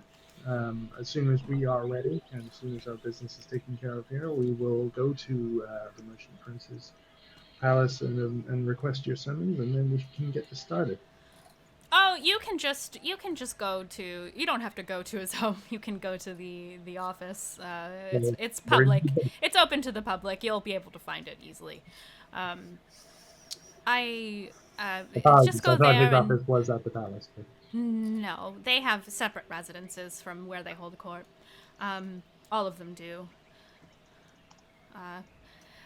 I guess it's easy to see that you guys aren't from here. Sorry, I should have explained that a little bit more clearly. And she just kind of, she seems very open and ready to help you guys, and she says, I will make myself available. Just like I said, go there and tell them that I am expecting you, and that you need to get in touch with me, and they will send a messenger to my home, and I will show up quickly. I will be available. So when you are ready, seek me out. Excellent. I hold out my hand and say, pleasure to be working with you. She shakes your hand. I She's will got a strong grip. Is this the first time I've spoken like actually out loud in this conversation? Probably. I'm gonna hold my hand out and say, "Hi, I'm Jugi. Are we sorry, hi, I'm Druge. Are we friends? This is one of my party members who will be coming in. Don't worry about him. He's But I will give her an actual smile. She will shake your hand as well, very cordially and politely, and she will she'll say, "Hello, I'm Iku. It's very nice to meet you, Druge." Right? Did I get that right? I will lean down and whisper in her ear, in Celestial, "I like you too." She'll nod and smile. And I'll back away. I say to Multilingual. I say, it's a little bit creepy, but his heart's in the right place, I think. It's really funny, Jugi, like, excusing other party members' behaviors when he also acts very oddly. Yeah.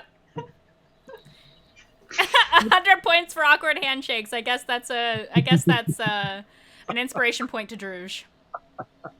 I'll take it. That's how I'm interpreting this. 100 point. Just tell me you want me to spend it. Inspiration to Druge. Oh, Corey donated 400 bits before I missed that. Sorry, Corey. Woo. I don't know what Corey wants to do with that.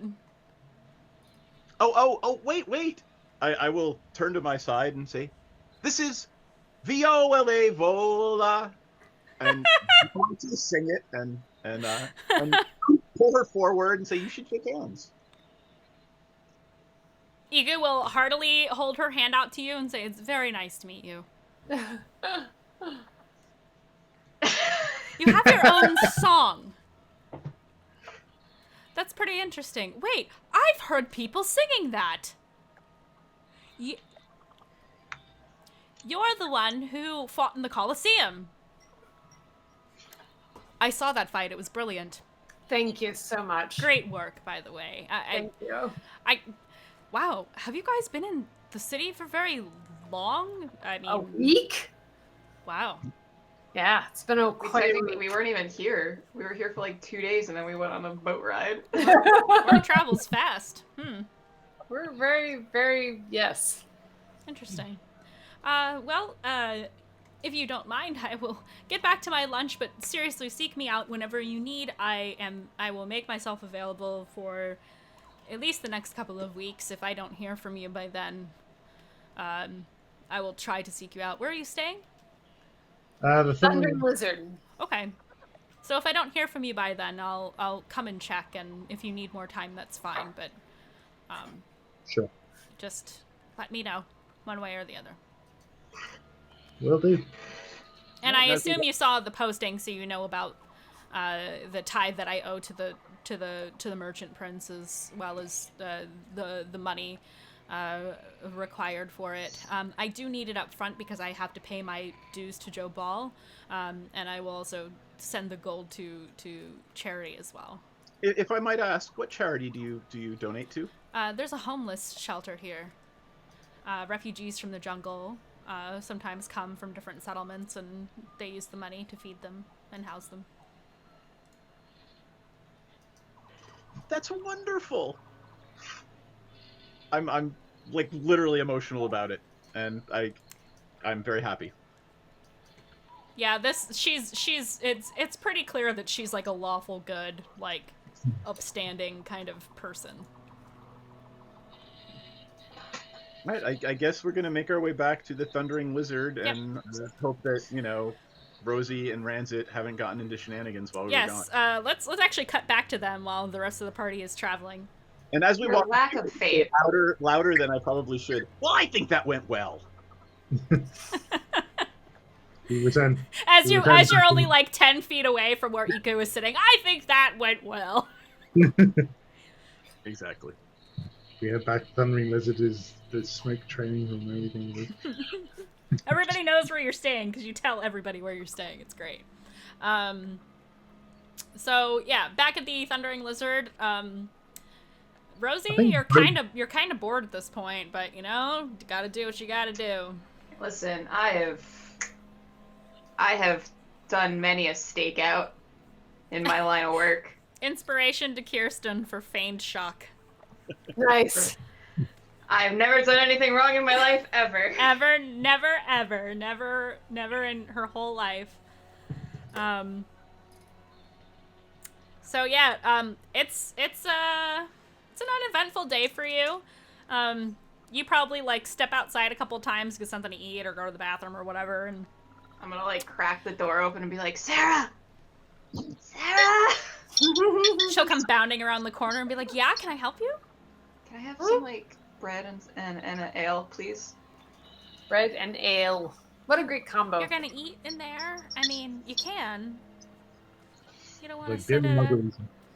Hey, you know what? I probably shouldn't ask questions. I'm just gonna go get. Yeah. Get that. It's better that I don't know. I kind of want to know. What do you have in there? Can you tell me? Is it a secret? It's not, you know, we have valuables. I wanna make sure no one's, you know, sniffing around them. We gotta protect it, you know? Oh, do you want me to like knock on the wall if somebody creepy comes in? Yes. That is, you are so, you have such, you're gonna be so great when you're older. Like, you have such a bright future. Really? Yes, you are so smart. I didn't even think of that. And like, I murder people for a living. Like, amazing. Okay. I'm gonna go get that bread now. I'll be right back. And she kind of saunters off into the kitchen. Thanks, Sarah. The further Meanwhile, corruption Rancid is like, but we continues. were in the middle of playing cards. She will bring you back your food and dutifully return to her spot at the front desk. And she does like a little test knock, like, I'm gonna knock back. let her know I heard her. you hear her laughing on the other side of the wall. I love Sarah so much. She is the best. The day passes by very uneventfully. You sit in the storage room and wait and do what you gotta do. And Rancid spends probably a fair amount of his time either playing cards with Sarah or drinking. And then the rest of the party returns. I'm just gonna gloss over that since nothing really happens while you're there without drawing it out too much. Vola, Jugi, and Druge, you come in to see Sarah, and you guys are the only ones in the lobby, and she'll knock on the wall and say, "They're back." I'm gonna pop the door open and be like, hey. Yeah, you guys look around the wall on the other side of like where the desk is, and you see Rosie like pop her head out the door and then close the door again. Yeah, that's exactly what I do. Hey, slam. Sarah's like, we are standing guard. I'm helping. You're helping. Yeah. Hey, Sarah, if you see that woman who was in here earlier with the that I talked to, who didn't seem to want to talk to me, let us know, okay? If I see her, okay. What if you're not here? Just let us know that she was here. Wait, when you which come woman back. is this? I gotta look The through woman that. that I saw earlier who cast the spell, this message spell. I don't think I was there at the time, so We You told you. caught the tail end of what was happening. Mm-hmm. All right, so we will explain to Rosie and Ranzit what happened. good news, everyone. We have a guy, Good news, everybody. a potential guy. So, I- wait, Jugi. Oh, right. We need to meet with the princes first before and pay and let him know. Literally, his brain is working too fast for him to say anything. And did we hear anything? I'll ask Rancid, I guess, since he's sitting at the table. Did we hear anything from the princes? Nope. It's almost dinner time too. Should eat. Nope. You hear nothing, and not during the day. Rancid didn't hear anything. Rosie didn't see or hear anything. Very uneventful day for the two of you. I'm gonna open the door and be like, snapping turtle, and then close the door again. Is that a human euphemism for something? Open the door. Ramsay No. shrugs. Close the door. Sarah's like, snapping turtles? Like Snapping Turtle Bay? Open the door again. Yes. Close the door. Oh. What about Snapping Turtle Bay, though? I don't know. I think Rosie's just saying random words just to. I mean, you know, she might be. Has she eaten anything today? Oh, yeah. I made sure she had food. Oh, okay.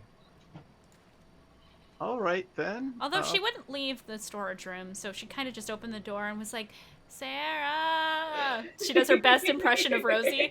Sarah! Sarah! She had one of those, and then I went over and I helped her. Mm-hmm. Open the door again. She's the best. Close the door. Did you hear that? She said I'm the best! Dad, did you hear that? She said I'm the best! Yes, I heard you. It's fine. You're great. You're doing a great job, honey. I kind of look So at proud of you. I look at the others and they say, how long has Rosie been down there for? Oh, she's been in there all day. I think Somebody should probably give her a break, maybe. Yeah, I think we might need to take her out and, stretch her legs, get some fresh blood, maybe. I mean, if Walk her I out. You can take me out. 100 points for that's child fancy. labor, I think. Is that for me? I don't know. Who's that for? Ticketus. It's actually Sarah gets inspiration. So Okay, if you inspiration. One inspiration for Sarah. Nice. I have to make a character sheet for her. Oh my You god. totally do. We have to have a Ugh. representation of Sarah. Yeah. I'll have All right, to. so- I'll make something. I'll make a little stat Yeah. block for her. Yep. I guess we're in waiting mode, right? So we're waiting for the princes to tell us we need to come talk to them. We're Yes. waiting Right. for our merchant friend. And I guess that's what we're waiting for, those two things. So is there Mhm. anything we can do in the interim to speed that along? Or can we just take Vola back to the arena? I'm gonna open the door. I gotta pee. Someone come in here.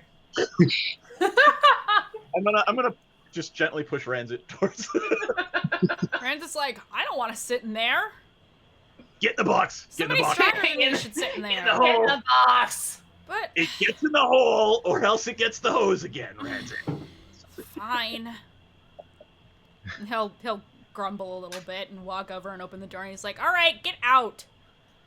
God, buddy. it smells in here. It's not because of me. It's just the Uh-huh. room. It's the must of the room. Mhm. I don't want showered to- this Hurry morning. up before I change my mind. I don't even want to Oh sit my- in here. This is stupid. I'm gonna put you back in the Bjorn. You keep it up. I'd like Go to the see you bathroom. try. Do you like a just little karate move at him. And I'll go to the I'm bathroom. gonna take that paddle that I made for you back. Oh my god. Oh. I think we should Hey, take a I break I now. didn't even get to use it. I mean, He, whose fault is that? Yes. Not mine. I haven't had the opportunity. he shrugs and says, I don't want to go in there. Too reminds me too much of the Underdark. Yeah. Spooky. It's not like dark in there. Like she There's has, like a some lantern. candles lit. There's like a lantern in there. Yeah, Yeah, but there was light in the Underdark as well, but...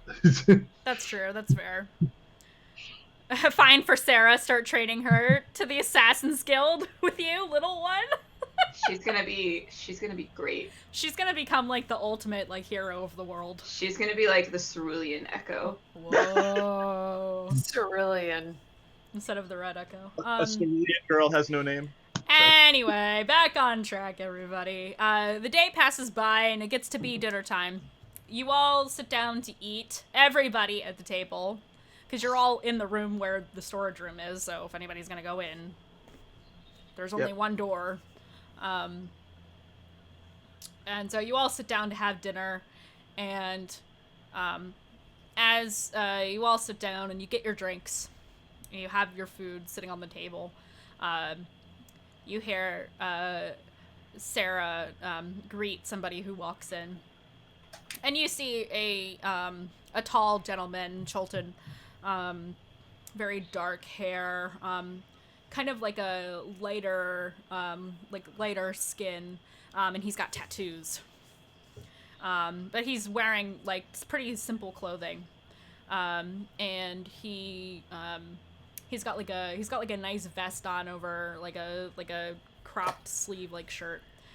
and he speaks with Sarah, and she greets him, and then she points to your table, and he nods and walks up to your table, and he has a scroll in his hands. It's got a wax seal on it, and he walks up and he says, is Rosie here? Oh shit, that's me. Oh, here you go. This is from the Merchant Princes. It has all the details of your summons for helping out with the pirate quest thing. Thank you. The pirate job. Here you go. Snatch it from him. And I'm gonna toss him a silver piece. Oh, thank you. Thank you very much. And he pockets that. And he says, he kind of is like waiting for you to open it. I have to make sure that you read it. Sorry. Yeah, I'll open it. Inside the letter, it basically just says the merchant princes of Port Nyanzaru would like to meet with all of you for dinner 3 days time from now. Okay. Details the location and the time, and it also says at the bottom that you are to tell the messenger that you are showing up. We will be or there. if you absolutely must have it be at a different time, to indicate that time, and they will accommodate. I'm gonna look at the party. 3 days time from now, okay for you guys? You don't have any plans, right? I have a very important legal meeting, and no, sorry. No, 3 days hence is fine. Grant is like, yeah, whatever. But then we're going to be leaving for the jungle soon after, straight after, right? Once we talk to our friend, when he comes back with word for us, then we will be leaving. Messenger's like, so you're coming? Yes. Okay. Yeah. Thank you. Bye. Wait. What? Yes. May I wear a breastplate, or is this some sort of formal event? Formal.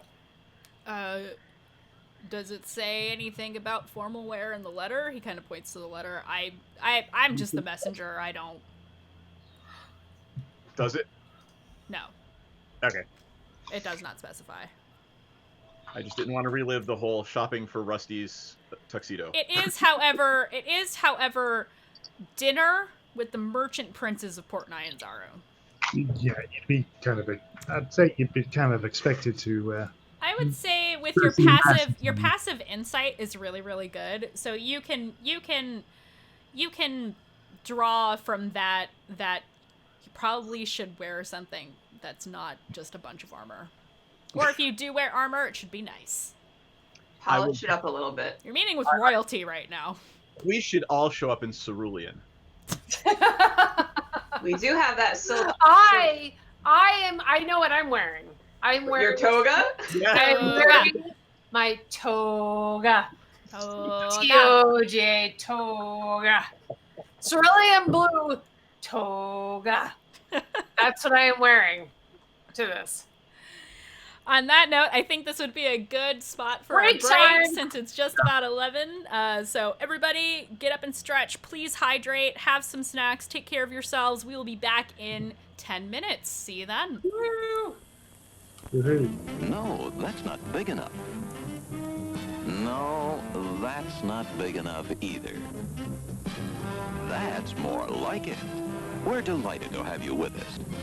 To add to your enjoyment, we're all wound up to bowl you over at intermission time with live wire service at our snack bar, where you'll find a tempting variety of favorite foods and beverages. Now it's showtime, folks. And you can be sure it's the best show in town. Your continued patronage is very, very welcome. Who's setting up shop? We got a cleric paladin who is also setting up shop. We're going to call our consortium Praetor's Haberdashery Consortium. We don't sell hats. Is we don't sell hats part of the name? No, I just thought I'd clarify. I like it better if it was part of the name. Yeah, me too. Oh, That would be very funny.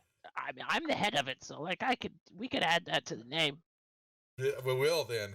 We're gonna have shirts made. I gotta get their portraits all put together, and we're gonna have merchandise. Oh my god! This is gonna be awesome. Praetor's Haberdashery Consortium. Parentheses. We don't sell hats. I would buy one of those shirts.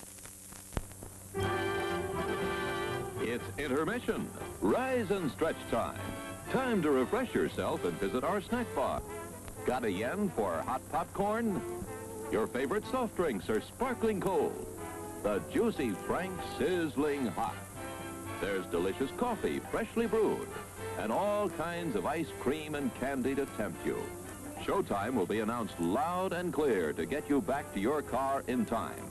So stretch your legs. Come to the snack bar now.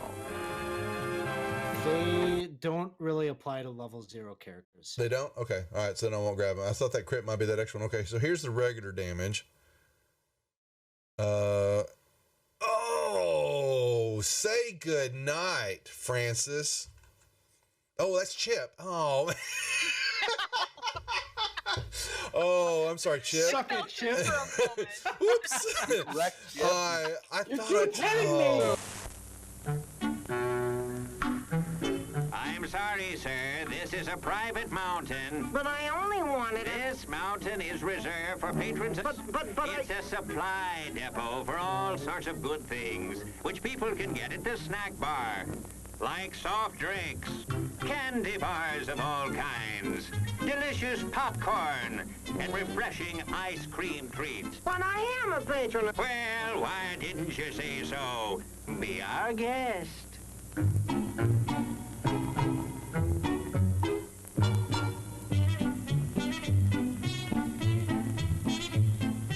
Through, and you're kind of at a point where you can't really wedge your way in there anymore. You're like, here, boy. Here, boy. Come. Here, boy. You can do it. Come on.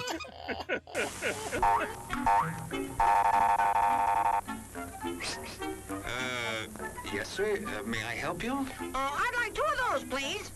Hot dogs? Yes, sir. And 3 of those. And 1 of those. And 5 bars of these. And a cup of that nice hot liquid. Coffee. Coming right up. Oh, and 2 bags of those peculiar white coffee material. You mean our crunchy popcorn?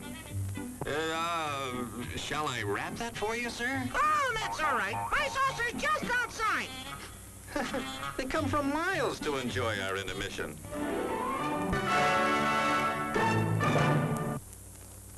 I'm terribly sorry. Bjorn, you explode, and in your place is a sweet roll. Nice.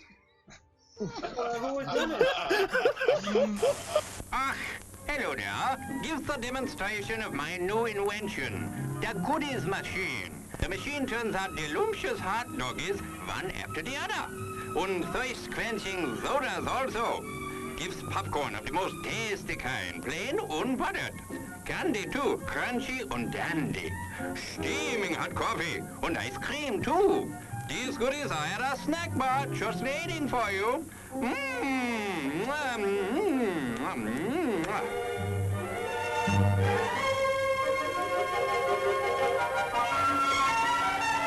Private messenger. And do you know how to do that in Facebook? I mean, in Facebook, whatever. What the hell? What the hell? What the hell? At least Facebook is still around. Wow. Hundreds of years into the future. Hey, why mess with a good thing? Go ahead and right? clip that one, guys. And you send that one to me later too. Thanks a lot. As everyone knows, rainbows usually have a treasure at the end. Let's follow this one and see if we can find the pot of gold. Then I suppose you've come to claim me treasure. Well, we'd like to see the gold first. Ethan, there's better than gold in here, me lad. No, just look here, no. Candy, refreshing soft drinks, popcorn, ice cream. Well, that's some treasure, but anyone can buy luscious treats like these at the snack bar. You don't tell me. Do you suppose you could get me a job as a snack bar attendant?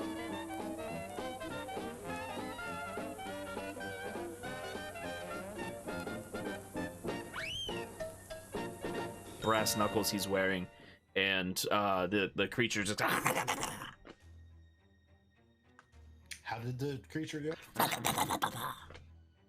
One more time? What? One more time? No, that was it.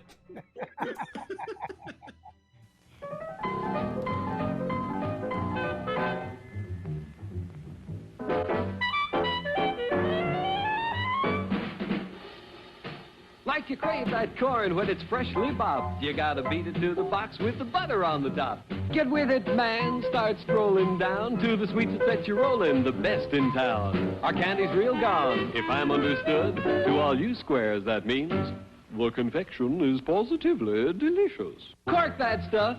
Give me 5. Let me send you into this nutty jive.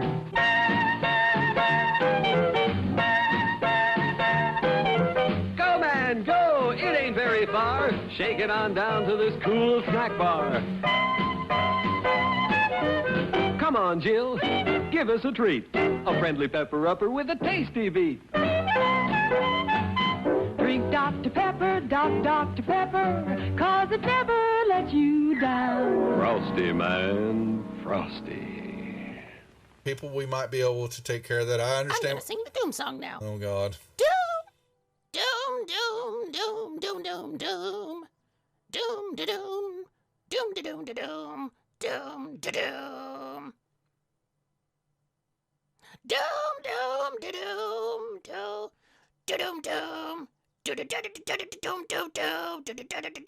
doom, da doom, doom. Doomy doomy. Doom doom doom. The end. Music to the ears of the hungry. The sizzle of a mouth-watering hamburger. Fresh, lean beef, done to a golden brown, couched in a soft bun, and garnished to taste. Man, that's hunger heaven. And you'll feel like you're heaven sent when you get one at our refreshment stand. Happen. Let me see. Is there a deception check for a horse? Does a horse have a? Ooh, it's going for the deception for a horse. Yeah, horse has I got love it. deception. So the horse goes up and you great. see it. It's looking a brief second. It looks at the plant like. And we're back. Hello, everybody. Woohoo! Hey. Oh, somebody's camera moved. Let me fix that. Whose camera moved? Kelly's. I don't know why. Oh, I think that's weird. she just. Oh. There you go. I fixed it. Okay. I don't think it was off before. Maybe it wasn't. I just didn't notice. I don't know. Hello, everybody. 20 sides to every story. Thank you so much for that raid. Sorry we were on break when that happened, but we saw you and we appreciate you so much. But we do need to water and drain ourselves. So. Yeah, we needed a little Don't break. phrase it like that. Yeah, we needed to go to the concession stand, for our little intermission. Anyway. I was making a plant analogy, damn it. Grief appreciates it. Rosie doesn't. Yeah, Rosie gives no shits. Rosie's partner your shits. Sorry. So where we left off for all the folks who are just coming in, our heroes are staying their home base, so to speak, in Port Nyanzaru is the Thundering Lizard, and they were just sitting down for dinner when a messenger from the Princes of Port Nyanzaru has approached them to summon them for dinner in 3 days' time. They accepted and sent the messenger on his way. Or yeah, the closet. Yeah, that too. Wow, you guys. Yes, but it's not even me making the jokes this time. I'm just saying, you guys, like, at the audience in general, as well as just all of you in general, just you guys, all of you. Yeah, so that was where we left off before break. The reason why the princes of Port, the merchant princes, wish to meet with the party is that they have helped, basically capture and take in one of the pirate ships that has been plaguing merchants leaving the Bay of Chult. We have information too, right? You do have information for them. Yep. All coming back to me. Mm-hmm. Yep. And Zindar immediately sent word to the merchant princes and was like, they're going to want to meet you. They're going to want to talk to you. And thank you personally for helping with this problem. Even if you didn't get all of the pirates, you still did a great service to the merchant princes, who are the ones who put out that contract for you all to go searching for the pirates, or really any adventurers willing to help. I can't wait to ask the princes at this party what they think of Camilla.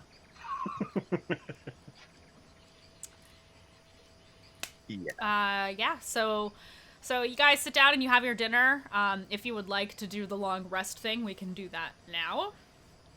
Sure. Okay. You have not heard back from Will as of yet this evening. I will go up. I will head to my bedroom and say some awful, evil prayers to the god of death. Okay, sounds good. I would like to pose to the party that someone be on watch at all times. I'll be on watch. Okay. Okay. Mandii, how do you work the long rest? Like the shifts and everything. How does that work with you? I'm just gonna say, like, you do it in hour increments so that everybody gets the minimum amount of sleep. Well, there's what, 5 of us, so I mean, like an hour and a half each. That'd be a 6-hour night, or Yes. Okay. Yeah, so that, you know, everybody. Well, I guess it would be maybe like 2 hours or something. Sure. That works. Yeah. So you guys can. Do you want to do one at a time, one person at a time stands watch? Are you gonna stay in? Are you gonna? I mean, the bar closes very late, so there's gonna always be people around, and the door to that storage room is visible. So do you stay in the? Do you sit at a table next to the door? Do you go into the storage room? I sit at a table next to the door, like 2 a.m. to 4 a.m. Okay. I'm chilling in the room. You know I am. I know you are. Okay. I'll So, take the last shift before dawn. okay, Jugi, when... I would probably be best to take the last shift before dawn because I do all my dawn prayers, so I might as well. Oh, then I'll take the second last shift. So, yes, that would be appropriate. The Okay. darkest before dawn, dead of night, the death priest will take. Yeah. Okay, cool. So, I guess we'll just say Ranzit will take the first one, then Vola, then, Rosie, or, yeah, then Rosie, then Druge, then, Jugi. That works. Okay.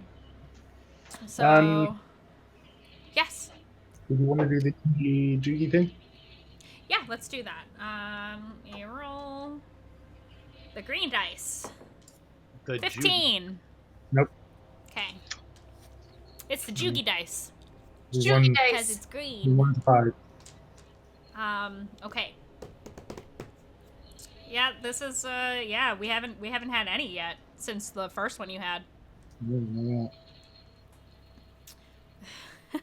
Throw her in the deep end. Oh my god. I look forward to when it finally goes. Okay, so for each watch, I am going to basically ask for perception checks on each one. So we're going to start with Ranzit, so I'm going to roll for him. How long does it take to put a breastplate on? I don't know. Yourself without help? A good 5 Yeah, minutes. Let's assume that if I'm sleeping at the time that something happens, I don't have it on. So I'll... Like 5 minutes to do all the straps and things to get them on correctly. There is actually It's a long time when it comes to... Oh, is there a list? There is a list in, I think, in the player's hand. Don't worry about it. How long it takes to don and doff armor. So Okay. Give me a moment. I can, find that out. I've literally nobody ever talks about that in my games. They just do what they do or whatever. But it's Yeah, no, definitely look it up and send it to me. So while that's happening, so he got a 22 on his investigation. I'm gonna roll something now. Okay. Ranzit's watch goes uneventfully. And then he will come and knock on Vola's door for her watch, and he'll tell you things are, or actually, you know what? Probably either Sarah or Dango will go knock on the door. We'll probably say Sarah for that first one. She'll knock on the door and say, "Hey, Ranzit says it's your turn. Please don't yell at me. I'm sorry I'm waking you up." It's totally fine. So she will actually go to bed now. Okay. Dango is still up, and some of the kitchen workers are around, bar workers and such. There's not a lot. He doesn't employ a lot of people. He probably doesn't operate on too big of a profit margin, so it's really just a family-run business kind of deal. So Ranzit has his watch, and that's it. Vola, give me your perception check.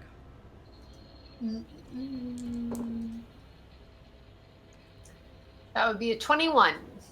Okay. You hear just general chit chat. Nothing interesting to pick up. Just some people are talking about betting on a dinosaur race. That's definitely a thing that happens in the city that you guys have not witnessed quite yet. But people are talking about an upcoming race. They are talking about betting on the race and that kind of thing. Other than that, not a lot of people are in during the hours that you're there. This is where things kind of wind down before the bar actually closes. Right. Because it's not open all night long, right? They close at about, 2. So, a little bit after, the start of your shift is, when people are gone. There's no more... So you can kind of sit or whatever, and Dango actually comes up to you after he's done closing up and all the customers are gone and his workers are gone as well. And you guys know that they sleep in back rooms. There's separate rooms on the other side away from the bar side of it, where Sarah has a room and Dango has a room. Got it. And he walks up to you and he says, "Well, if you need anything, just holler. We'll be here. But other than that, I'm gonna go get some sleep. Do you need anything now before I go, or are you good?" Nope, I'm good. Okay, well, doors are locked, windows are locked. If anything happens, definitely shout, because we don't want people breaking in here, so. Good night! Sure. And he heads off to his room. Okay. So, beyond the talk of the the race is coming up and stuff like that, your watch passes uneventfully. Okay. So now it is Rosie's turn, I believe. I got a 19. Okay. You hear the occasional creak of a floorboard, and it's just typical sounds. We'll say you kind of walk around a bit, kind of looking around. It's different to be in here when there's nobody else here. You know, the place is locked up. It's like being in school after hours. Mm-hmm. Yeah, it's kind of like that. You know, chairs are up on tables or up on the bar. Tables are kind of pushed to the side. The booths obviously are, available for you to sit on, or you can grab a stool or whatever if you want to sit, or if you just sit in the room. Yeah, I'm chilling in the room. So you just hear the occasional typical creak of the wood of the walls, and a lot of these buildings, this is a pretty solid building compared to a lot of the buildings in Cholt. And your night goes by uneventfully because, there's not much to see. You're just in the storage room. So that passes by. Now it's Drew's turn. I saw that you got a 9. 11. I actually blew the perception, but it didn't actually do much better. But I will show up for my shift a little bit early and smile at Rosie and ask her how many souls she's liberated around this time of the evening. It's a wonderful time of night, isn't it? I've been in the room all night, so none. But around this time of night, it is the best time for murder. Yes. Any time is a good time for murder. If I'm being completely honest, I'm not very picky. There you go. But you know what? I see. It's like the ambiance. It's the ambiance. I understand where you come from. Yeah. Well, it's easier for souls to make the transition now. Is that the portal to the underworld is more gaping at this time, or gaping isn't the word I would use, but I suppose it'll fit. Yes. I'll give her an actual smile and nod and say, "All right, well, you do your best. I'm gonna go to bed now." Give him a little pat on the shoulder. I'll smile and thank her. Sit down and, I don't know, open the book and make sure that I've accounted for all the deaths I've seen over the last week. Okay, so you sit down at one of the tables with your... Do you sit in the storage room, or do you just sit down at one of the tables? I'm going to sit with my back to the storage room door. So I'll just drag a chair over. Sit with my back. Okay. So you are scribbling in your book, and, over the sound of your... what was it? A blood pen that Ranzit made for you, or something? It writes. It sucks up blood and writes in blood. Yes. Okay.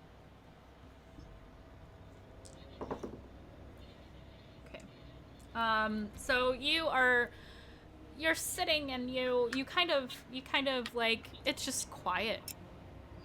You feel at peace with what you're doing. And nothing seems to be amiss, as far as you can tell.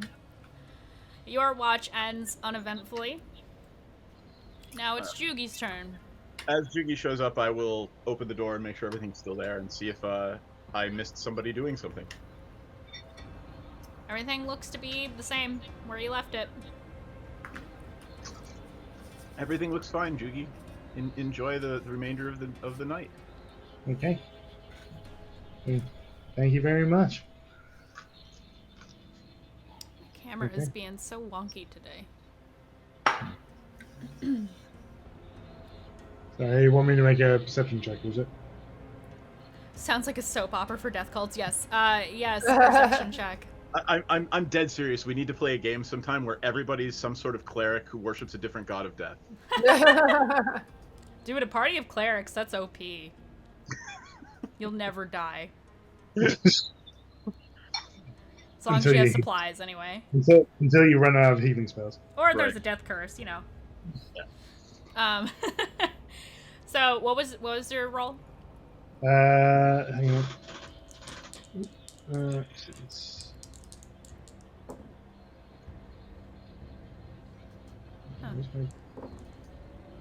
That's cocked.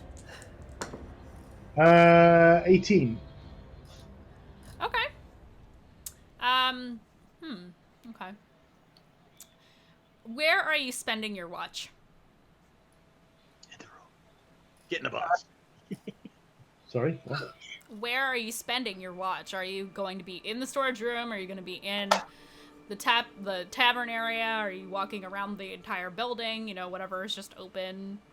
I'm gonna spend it in the door to the storage room is from the tavern, isn't it? Or... Yes. Yeah, I'm not going to be inside the storage room because that reminds me too much of the End of Dive. Okay. Yeah, it's dark in here. So I'm going to be sitting as close to it as possible. Okay. Do you have dark vision, by the way? Because you're from the Underdark, or no?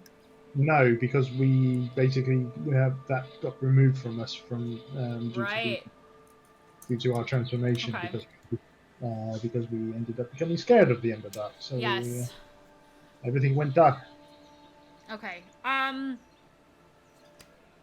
Okay. So basically, while it's dim and dark in here, you do spot you for some reason you decide to look towards the windows while you're sitting here, and you do spot movement just outside the window. Now, there's always people walking around in the street, but for some reason, it looked like somebody moving away from the window that you were looking at. Like, they saw that you saw and moved away. Okay, I go up to the window and look out. See if I can see. There's people out in the street. And it's dark, and you don't have dark vision. So you can't see anything particularly of note. It's also kind of hard, like, the angle of where the window is at, to, like, see in one direction or the other. It's kind of hard to look anywhere but just straight out. Because once you're at an angle, like, there's other buildings, and some buildings jut out further, and so... You know, there's also alleyways here, so easily lots of ways to cut off your line of sight. But no, you thought you saw somebody by the window, but you don't see anything obvious. You don't see anything suspicious. Correct, Corey. Jugi does not have dark vision because Jugi is a Verdant.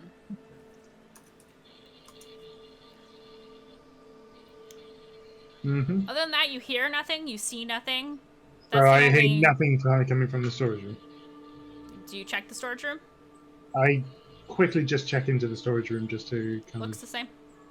Looks the same. Yeah, if you want to give me like an investigation check to like jostle stuff around and make sure nothing's different, feel free. Might as well. I mean, I get plus 0 with it, so it's not looking. Okay. 13. 13. Which isn't bad for me, but Well, you touch everything, it feels solid, so you know it's not an illusion. Everything looks normal. okay. I head out of there before I start feeling too uncomfortable. Okay. Then... Yeah, you kind of feel it like closing in. Like the longer you spend in there, it starts closing in on you a little bit, and you're just like, ugh. Gives you the heebie-jeebies. Definitely makes you hesitate. Okay. I head out and I pop back to my seat and I start whispering a silent prayer to Lathander to welcome the dawn when it finally arrives. Okay.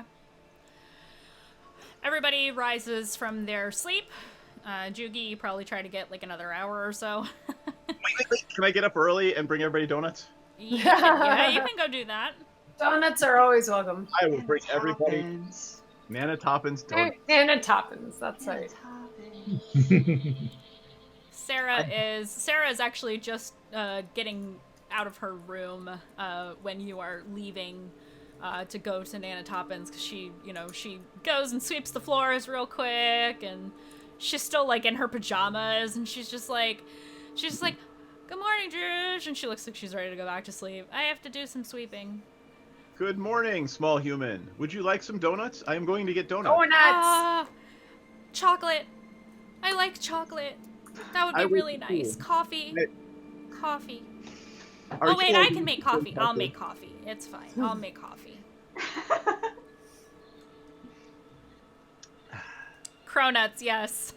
Cronuts. Oh god. Nana Toppins donuts, y'all. You're making me hungry now. I know, I I want am donuts hungry. now. God damn it. Hold on, I gotta see if I can order donuts. Just kidding, it's 11:30 at night. And while you're doing, by the way, we implemented something on our stream last night, which is you can pay stream points to make us not curse for 10 minutes. I've never done in my life. I hate that. I know. I got that challenge, so let's not go there. No. This is where you need the intermission ads for Nana Toppins muffins. Yeah, I really should work on something like that. Gonna go have me a black and white. Good idea. Ooh, I'm jelly. Yeah. All right, Nana Anyway. Toppins donuts return. You go to Nana Toppins, you spend like 3 silver. Nice. On donuts. It's like $1.50 or something, but dozen and a half maybe. Baker's dozen. Baker's dozen, definitely. Baker's dozen is only 13. Yep. Yeah. Only.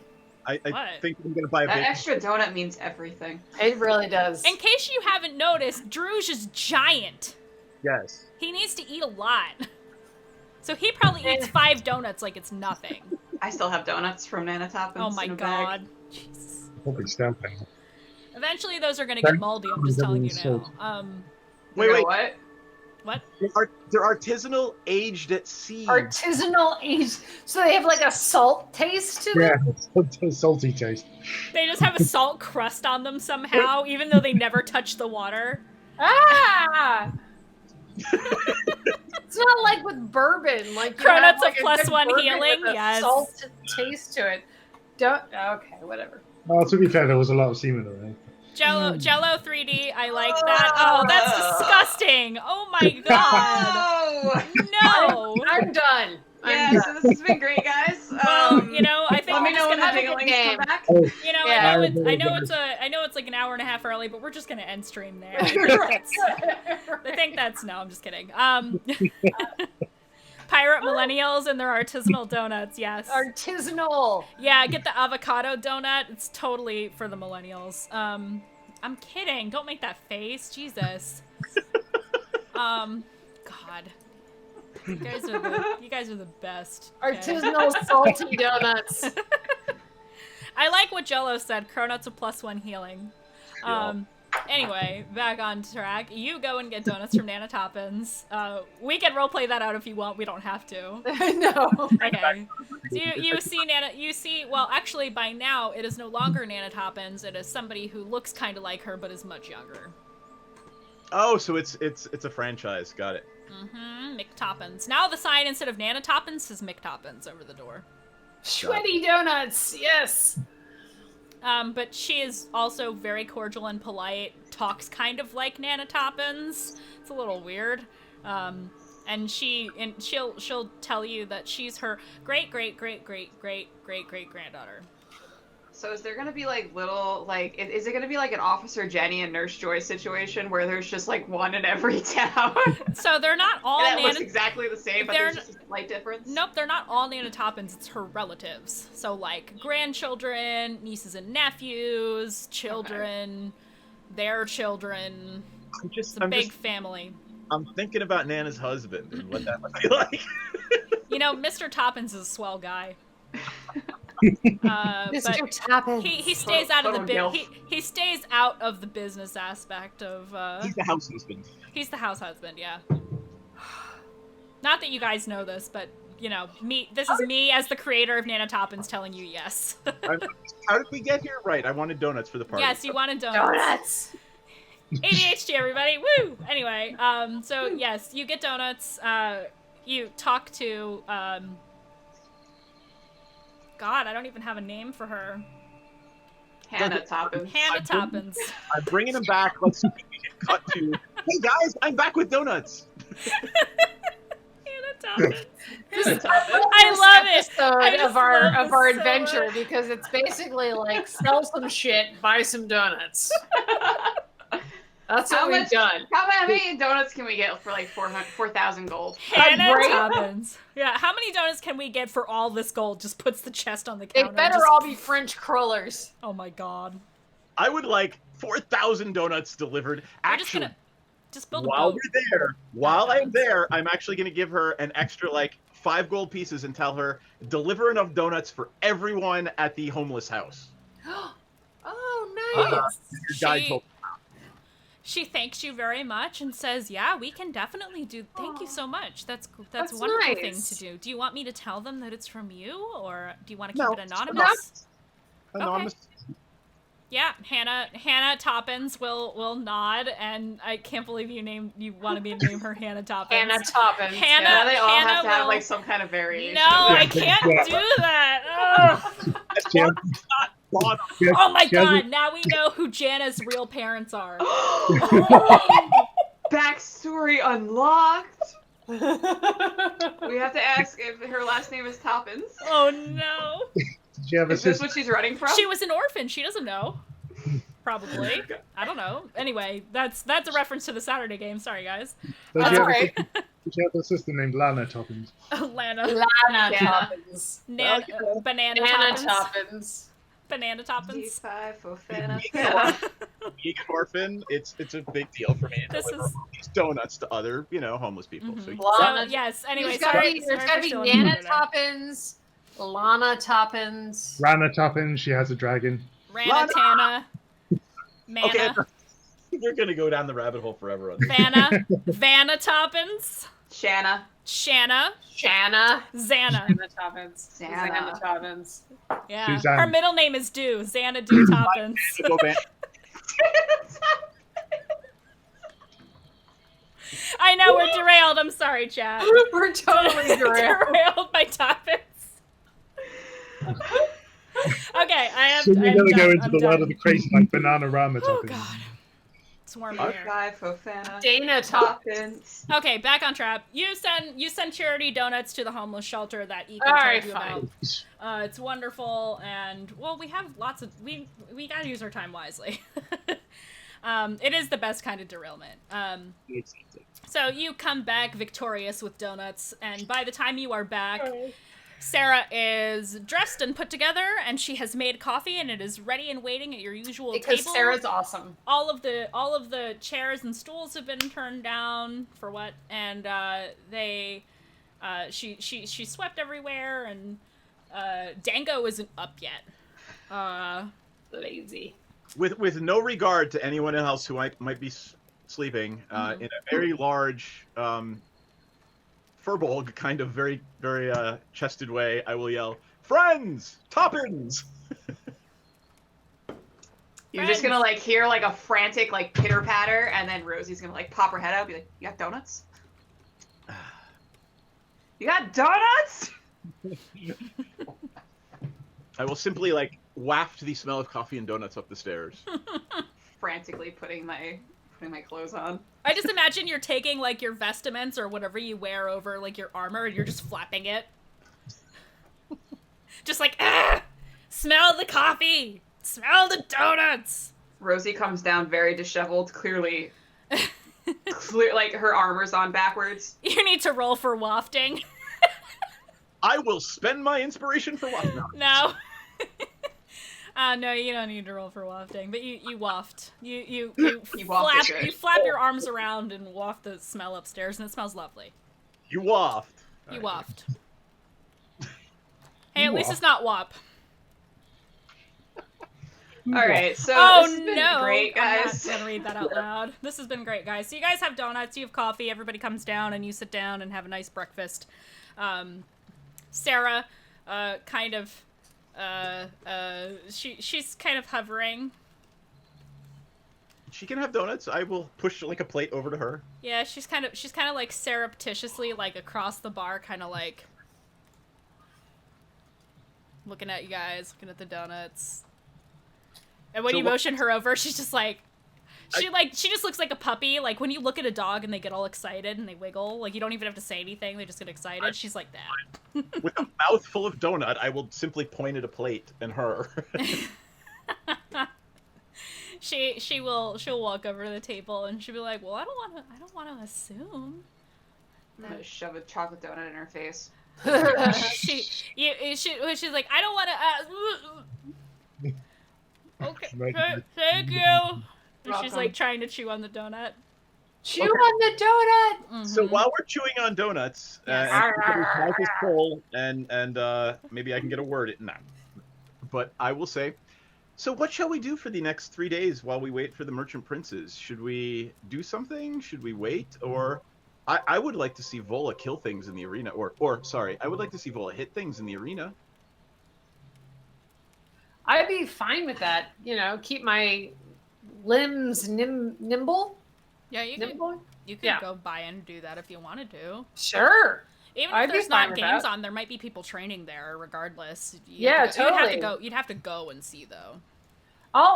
You know what? I take Druz's prodding and I'm like, fuck it. I'm gonna go see what's going on in the arena and see if I can keep myself in shape. Perhaps wait until we finish our discussion. Oh, okay. I would also like to visit the bathhouse again. That was very pleasant. The bathhouse was very pleasant. I will give you that. And I will help you all with whatever you need to do. Is there anything else anyone else needs to do? I ideally would like to go fight something and then retire to the bathhouse. Okay. Rosie, Ranzit, Jugi? I'm gonna be in the I'm gonna be keeping watch here. I think that physical stuff has a hold of you. Are you addicted? Is that the word? Are you addicted to money? Oh boy. I like not having my things stolen out from underneath me because I got a little too comfortable. Do we really think it will be stolen? Are people that evil? I don't trust. This is a foreign city, and we don't know who or what sort of people might be prowling about. Well, if it helps and you would like to do something, I will take a day of watching for you. I don't really have much to do until we get all this stuff out of our hair anyway, so... I mean, hopefully we'll be back soon with good news. I think you have an unnatural relationship with physical items. Physical items buy me more physical items, which bring me happiness sometimes. Physical items buy me swords and weapons that I can use to kill people. I'm gonna pull out my book and my pen, and I'm gonna poke myself in the arm and draw some blood and write a little bit in the book while looking at Rosie. Physical items are nice sometimes. Interesting. It has nothing to do with the actual items. It's more of the value of them. I'm confused, but that's okay. You know, some people don't get monetary value, and that's okay. It's okay to live your life like that. It's wrong, but it's okay. And I'm gonna take another donut, like shove it in my mouth and my cup of coffee, and I'm gonna go sit in the storage room. Wow. That's one way for that conversation to go. That was awesome. So, what are you guys doing? Chuki, what Rancid, what are you going to do today? And it's like, I don't know. Probably just stay here, I guess.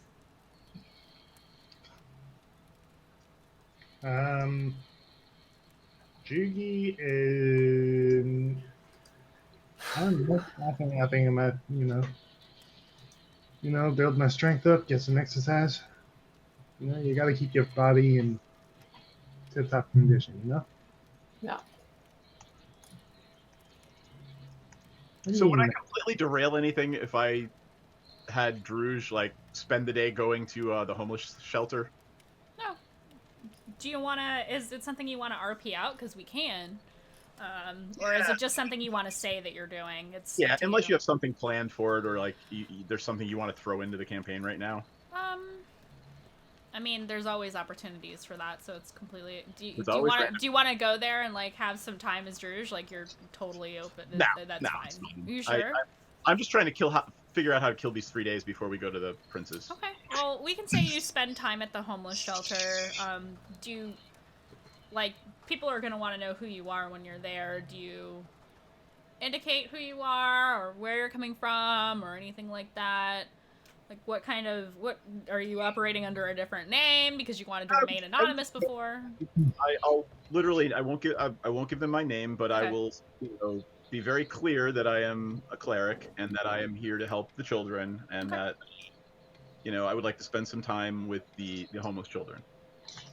Okay, we'll get back to that in a minute. It doesn't have to be role played out. Just, it's up to you. I see. There's an opportunity for something there for you.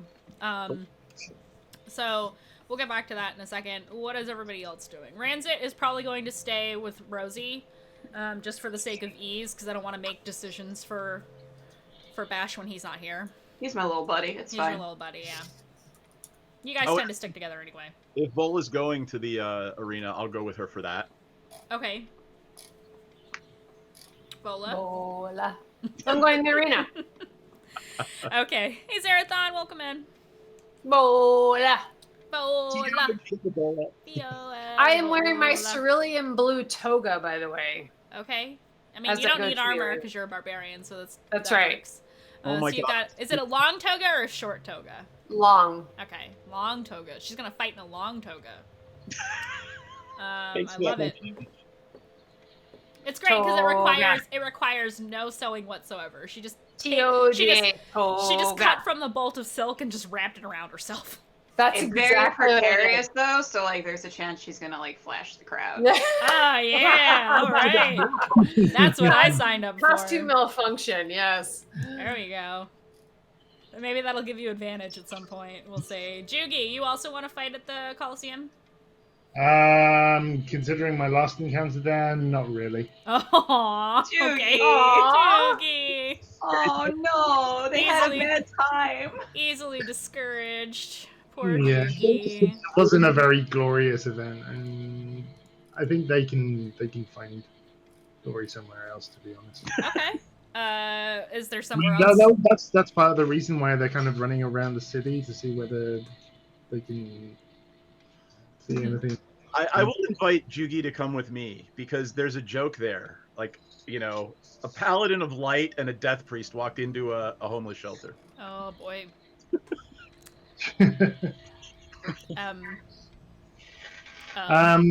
No, I'm going to probably spend the first day just exercising around, doing not going through like the alleyways, but more like parkour and stuff like that, because that's what Jugi likes to do. It's like jumping on roofs and stuff? Yep. Are you trying to be stealthy? Not really. I'm going to be using Channel's ability to double my to give me my Peerless Athlete ability, and I'm just going to go where the jumping takes me. Okay, so you're gonna... Okay, we can do that. Let's see. You are... Okay, so we'll say... Are you staying in, like, the market ward area, like where the Thundering Lizard is, or...? Yeah, generally around there. I'm not going to go to... So, just as... Oh, Zerathon! Thank you for all those gifted subs! You gifted 5 tier 1 subs to the community. Thank you so much. Total of 40 gifted subs in this channel. Thank you so much, Zerathon. Yay. So Jugi, you're doing this all out in broad daylight. It does not take long for the guard to see what you're doing. And they will yell at you to get down. Do you comply? Okay, I jump down and roll around the ground, and I say, "Sorry, just a bit of exercise." Don't let us catch you doing that again. You can't be jumping on people's houses. You can't do that. All right, and I just run off and continue. They kind of shrug. Runs away. Yeah, you immediately complied with their demands, and they didn't have a chance to get irate, so they were just like, fucking weird.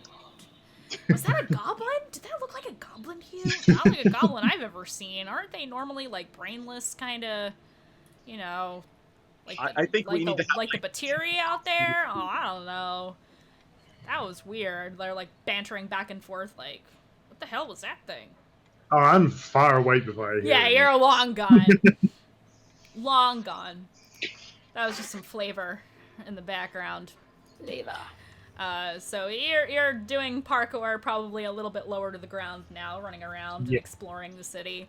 I'd say you get a pretty good lay of the land. Roll me survival. Survival. Yeah. Yeah. Okay.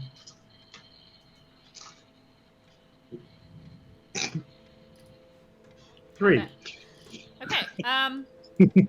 Well, you get a somewhat decent lay of the land. Just the streets, though. Nothing interesting or different. Yeah, you don't find any interesting or weird paths or locations, because that was a terrible roll. Yes. Moving on to Vola and Druge. You guys go to the Coliseum? Yes. Okay. Do you want to just go there and say that you go to fight? Do you want to actually enter in a fight? Oh, actually, you know what? We'll say, so you get there. And there isn't a fight going on per se, not like one that you were in before, but there are people there who are sparring, so you can do that if you want to. I would like to spar. Okay, so that you can do. It doesn't cost anything. Different, especially because you fought in the Coliseum before, they welcome you in. You don't have to pay any dues or anything like that, and they just say, hey, keep it clean, try to not chop each other's limbs off, and, there's wooden swords over here, or axes, practice weapons if you want to use that instead, or they've got wrestling, and there's like different areas, or there's like different groups of people. There's people who are practicing with like quarterstaves and wooden swords, and there's people who are practicing fencing. There's people who are practicing with wooden axes, stuff that wouldn't necessarily lead to death. Accidental death. Yeah. Right. So there's a lot of that going around, and then there's it's not roped off, but it's like rope in a circle on the ground, and people are wrestling in that circle. It's a little circle, and there's people all around kind of watching. I want to join in the wrestling, not with the weapons. Okay. So, so you can definitely do that. There's men and women there, and all look like capable warriors. Some of whom you recognized from your time in the Coliseum. And then there's like a, you know, the current match ends, and she looks like she might be vaguely orcish, but not a half orc like you. Okay. She's her skin tone is like lighter, almost towards more human. But with like a green kind of, I don't want to call it a pallor because she doesn't look sick. She just looks like she's less than a half orc. She's like a quarter orc or something like that. Okay. And she's got like a short mohawk and the sides are shaved close.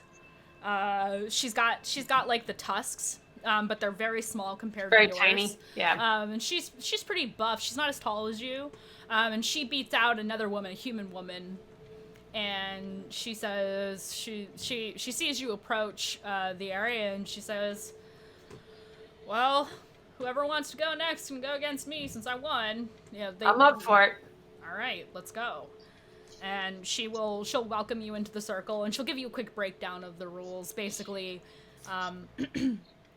if you are pinned for 10 seconds, or if you are knocked out of the rope circle that's sitting on the ground, because it's knotted closed, if you get pushed out of the circle for any reason, then you lose. Obviously, we're not going. Sumo wrestling? Huh? Is it literally sumo wrestling? Yeah, kind of. So we're gonna do strength checks for this. Strength checks. All right. Yes. Yes, indeed. So. Is she close enough for me to boop her before she starts? Boop. Yeah, you can boop her if you want to, I guess.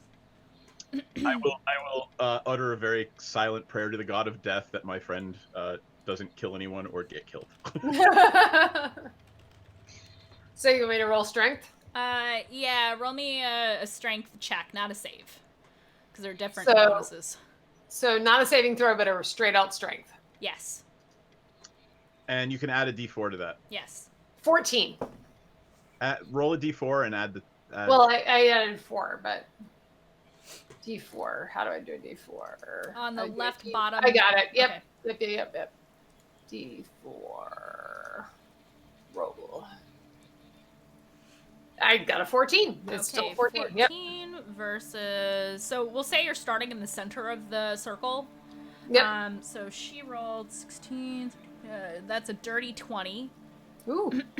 And so we'll say you guys are both still standing, but you're like holding each other's like upper arms, and she's slowly pushing you towards the rope. Roll again. Strength? Yes. Ooh, that was a good one. Oh my god, 24. She got another dirty 20. I rolled 2 16s in a row. Inspiration for Vola. Yeah. So you start pushing her back. Do you want to attempt to like take her get down? her down on the ground? Yeah, totally. Okay. Roll to hit like an unarmed strike. Unarmed strike. Got it. You're not like punching her or anything, but you're gonna like wrestle her down now. 8. I would inspiration that. Yeah, you have all these inspiration points, Kelly. So if you so want to use I have an 8 without inspiration. So if you roll inspiration, that just means you get to roll that roll again.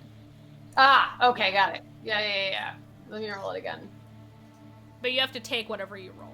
19. That's much better, and that actually beats her armor class. So you wrestle her down onto the ground, but you guys are still pretty evenly matched. Let's roll one more time. Strength. Oh, strength. Yes. Wrong one. Whoop. Strength. 22. 18. So you do you want to try to pin her down since you had the upper hand? Okay. Yes. So roll unarmed strike again to see if you hit her armor class. 21. Woo. Okay, yeah. You pin her down. Now one last one. So this is just a straight strength check to see if you can keep her pinned for the 10 seconds. Hold on, Mandii. While this is going on, I'm gonna actually just try to get the crowd to start singing Vola. Okay. Well, I got a 21 anyway, so... That was good. Let's see. 18, 19, 20, 21. Ooh, it was a tie. So she's trying to fight you off. She's like trying to get her back off the ground. One last one to see who wins this. Strength? Yeah. 14. She rolled bad, so you pin her down, and you get her down for the 10 seconds, and the people around are like, yeah, this is good. Because it's a really, good, pretty even, back and forth. Yeah. And you get her pinned, and somebody, like, taps the staff on the ground and is like, all right, Vola's the winner. Woo! Yeah, so she wins. Do you wanna wrestle somebody else, or? Yeah, totally. Okay, so you're just like, yeah, and I'm pumped up. The orc-ish type woman, she nods to you and shakes your hand and says, good match. Thanks for that. That was a lot of fun. And then somebody else comes up. It's a gentleman, and that was weird. I don't know why it blocked that. That's dumb. I would assume Kiss Her is probably blocked because people can be shitty on the internet. Yeah, probably. Anyway, a gentleman approaches, another gladiator type, and he's like, wanna go? Yep. Okay. First, strength roll. Strength roll. Oh, man. 13. I got a 9. So, do you want to try to get him to the ground right away, or start pushing him? Okay, so roll unarmed your strike? Yeah, roll your unarmed strike. And while all this is going on, 26. Nice. You get him down on the ground quick. You're trying to get people to sing Vola. Yep. Oh, okay. While that's happening, roll me a persuasion, Druge. All right. For the crowd. That would be a 17. It's pretty good. You get a few people who are like, Vola. So you pin this guy down on the ground. You get him pretty good. Let's roll to see if you can keep him down. Unarmed? Yeah. He's gonna be struggling. 20. Okay, I only got a 19. So you pin him. You've got him pinned down. One last one, because I like to do minimum of 3 for these. Unarmed? Do the strength check to keep him down. Yeah. Oh yeah, he did bad. 21. Okay, yeah, you kicked his ass. You got him down even faster than the first check. Nice. I'm on a roll. No pun intended. And yes. When you break free and you stand up, and he shakes your hand, he's like, "Wow, you're really good." Thanks. It's the cerulean blue. Yeah, I like your toga. It's nice. Thank you. He's like, it's very comfortable. Yeah, you get a little flirting from the gladiator guy. Brings out the red in your eyes.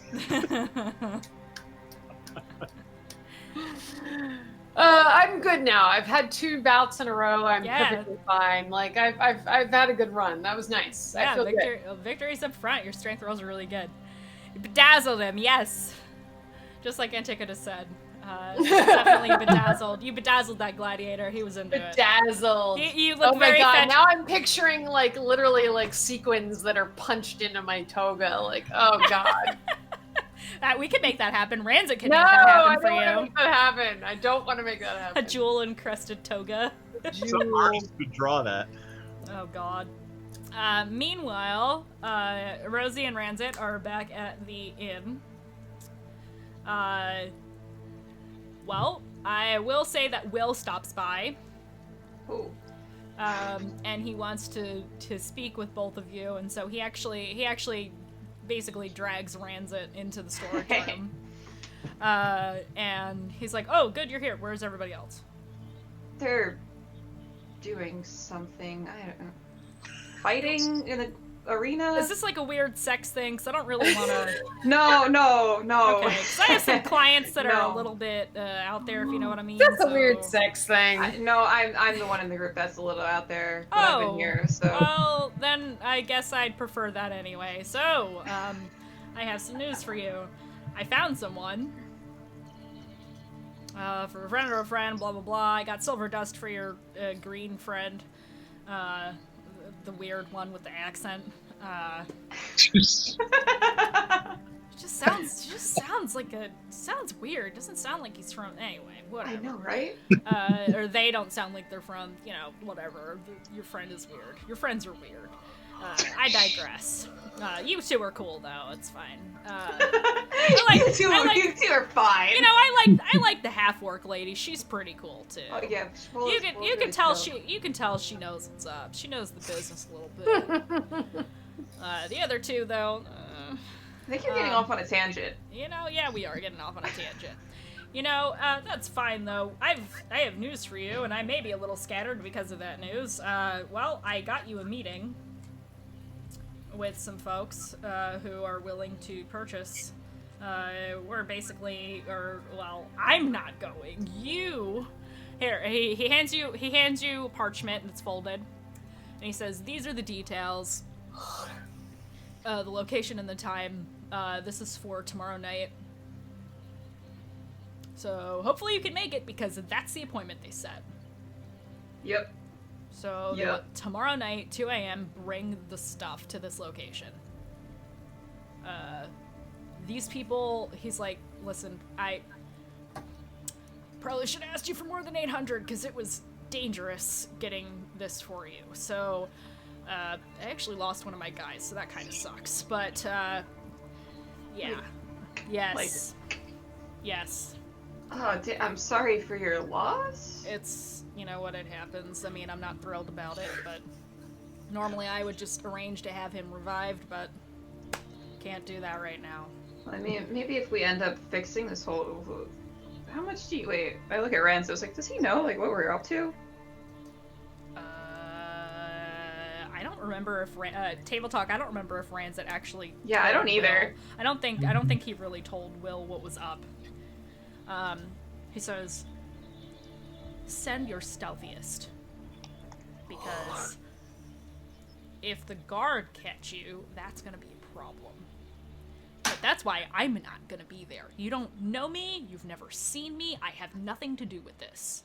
Okay? I got you the connection, I risked a lot to get it, I know you paid me and all, but this was more than I bargained for. So finding people to get this kind of stuff in Chult is not easy, especially if you're trying to avoid the Zentarum, which I know you are.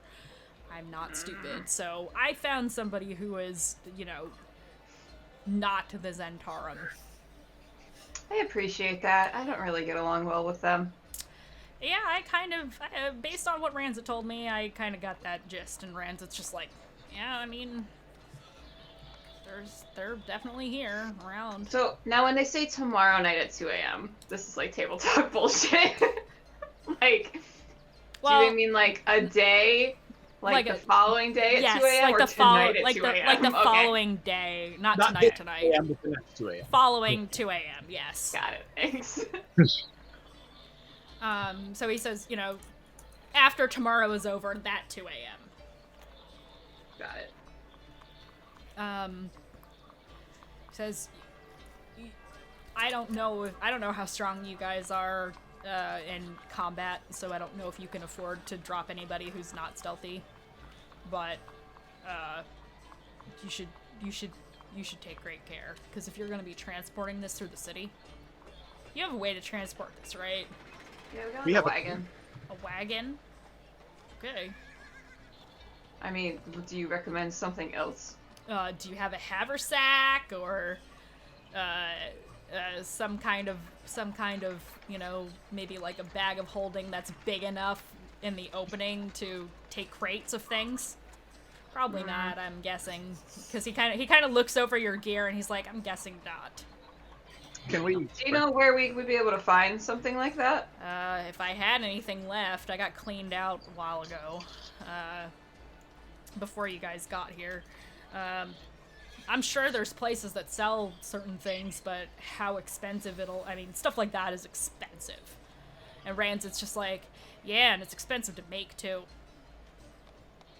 Yeah, maybe we'll try to meander around, see if we can find any shops that are selling that. But I appreciate all of the trouble you went through Yeah, it's, anything for a friend, but maybe, ease up on the favors for a little while, or the jobs, or whatever you want to call them. Yeah, we'll be in the jungle for a while, so you won't hear from us. Ah, right, the death curse thing. Maybe, like, not ever again, but, you know. Well, hopefully not. I hope that's not the case, because, I don't hate you guys or anything, so that would kind of suck if you died.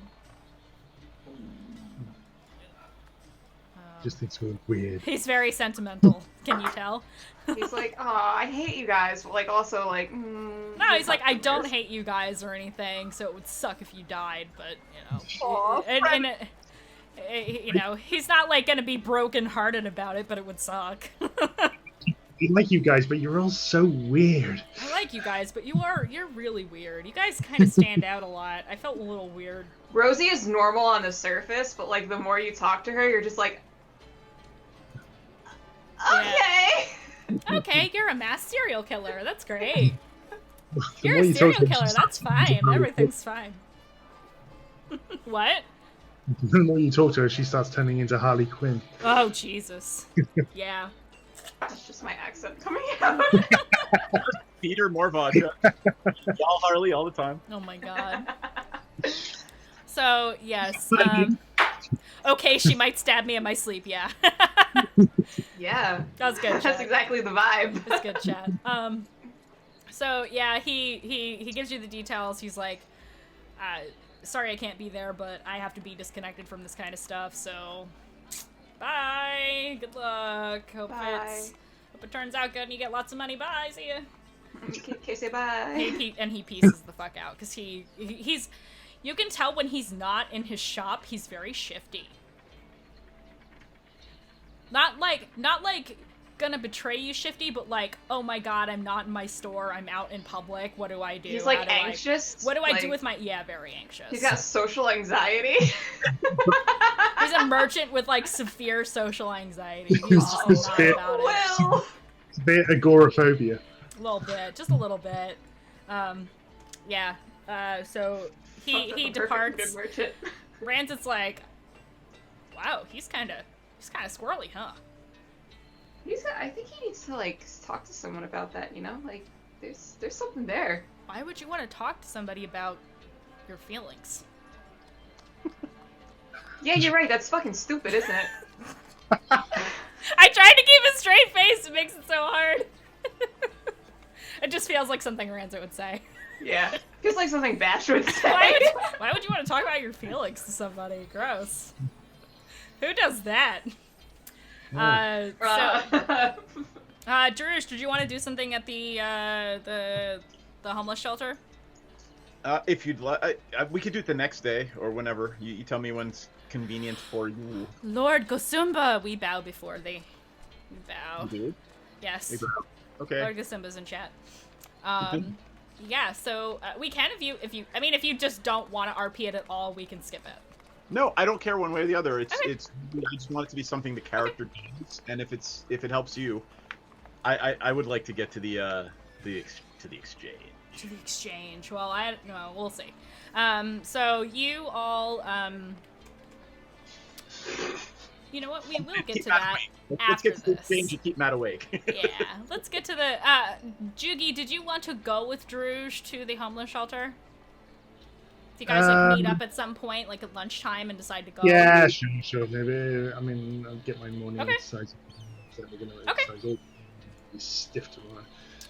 Cool. I'm just picturing me walking along the street to the homeless shelter and Jugi parkouring along behind me.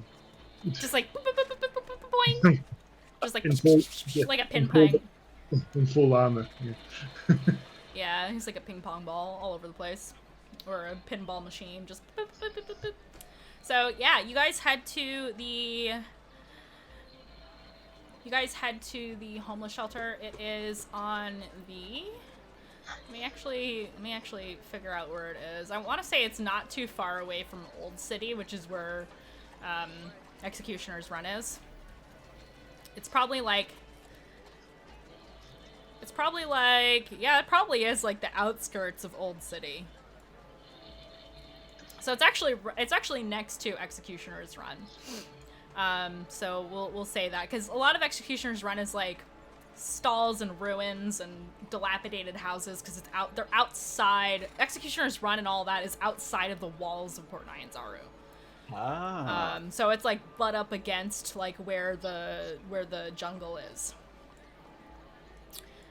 So you go out there, and the first individual that you notice is a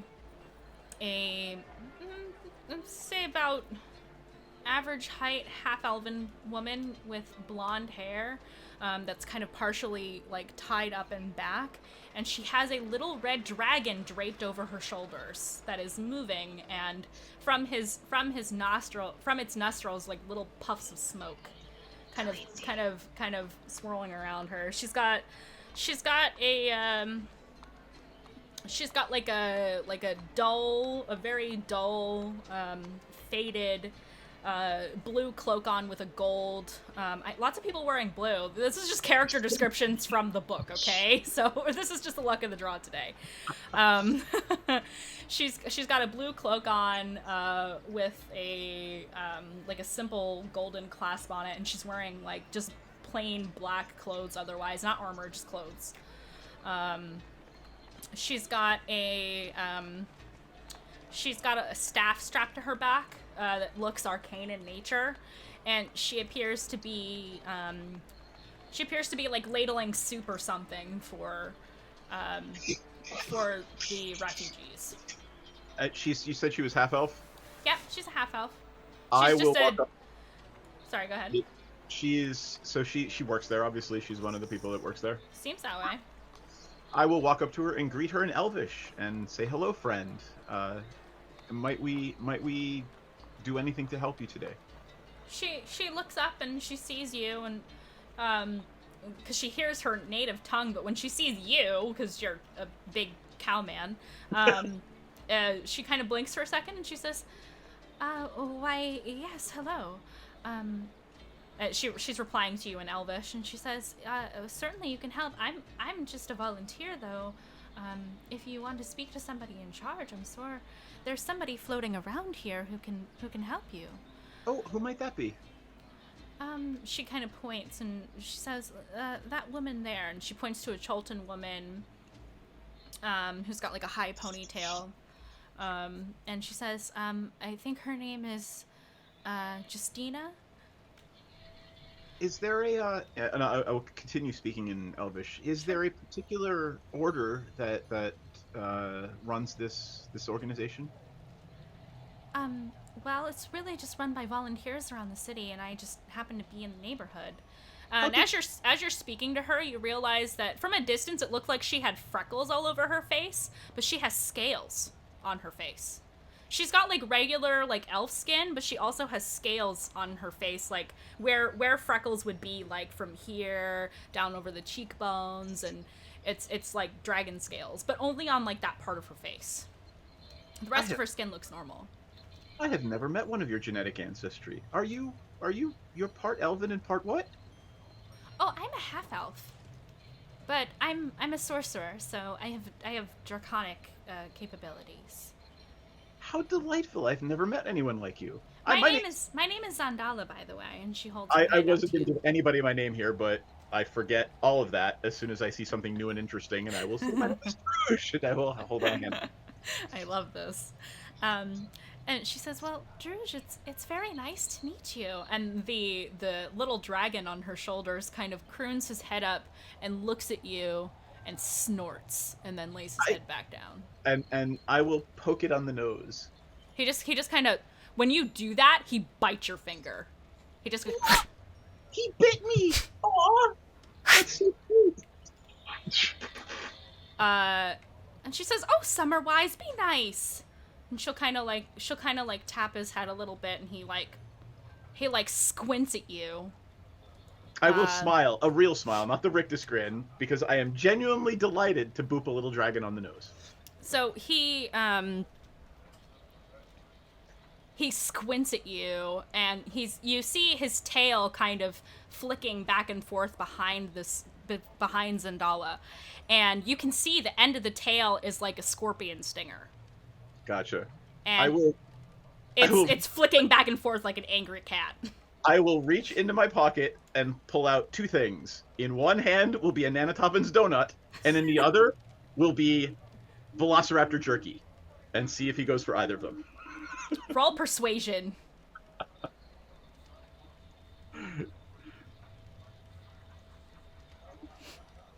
That would be a 13.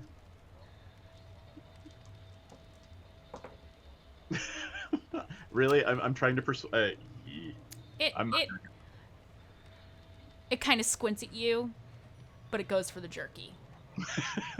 It's still squinting at you, but it goes, takes the jerky out of your hand and kind of. I will smile again, a real smile, and then try to find the woman she pointed me to. Well, I mean, since I'm with him, can Jugi kind of like give an insight check on this little dragon and see whether the dragon really finds Drew very suspicious or something? Yeah, like the dragon. The dragon is very expressive. He's visibly, and you heard Zandala refer to it as Summerwise, and Summerwise is very obviously squinting at Druge. I think it's mainly because Druge touched him. It's pretty clear that it was pretty neutral until Druge touched him. Consent is very important. Yeah. Mm-hmm. And Zandala's trying to pet him and calm him down. She's like, "Stop it! He didn't mean anything by it." She's speaking to it in common, and you can see understanding in its face. And I'm trying to project an aura, like, well, I'm not trying. Druge is actually projecting an aura of he has no clue. He's just he saw it and it was cute and he booped it. Mm-hmm. Zandala doesn't seem offended or anything. So you go and speak to whoever, and she says, "Oh yeah, we could use all the help we can get. Both of you, feel free. There's, different pots that need to be manned. There's like a table with food that they're giving out, and you can see like the remnants of the box of Nanotopin's donuts that you had sent over. Yeah. All that's gone, long gone. Yeah, she kind of directs you to the area where Zandala is and says, well, pick a station and, feel free to help as long as you're able to. We welcome anything. Just, give me a wave when you're leaving. That's all I ask. Just let me know when you're leaving. You got it. I am dropping a picture of Alice Cooper in a food kitchen, which is what I'm sort of a picture. Yes. Can't go wrong with that. I love that. Yeah, it's basically Druge's Alice Cooper in a soup kitchen. So yeah, you do all that, and Zandala is still, spooning out food. Jugi, you said you were trying to get insight on the dragon? Like what the dragon is? Yeah. Okay, roll me history for lore around little dragons. Ooh. Little tiny dragons. Give me a second. I'm just finding out my modifier.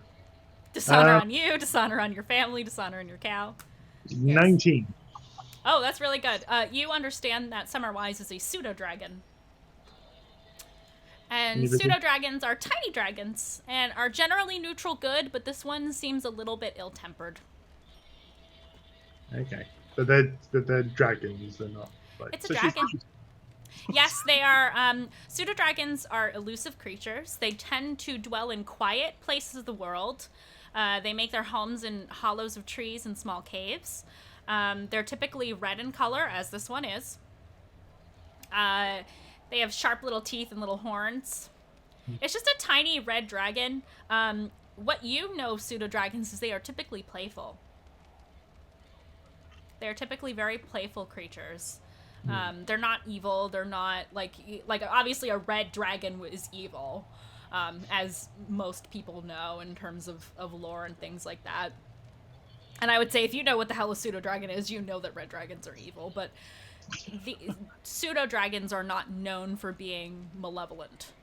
He's just a little guy.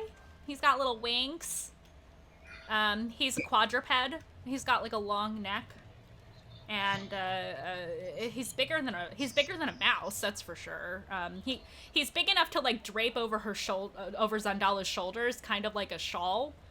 And he's just kind of like clinging to her cloak and like staying by her.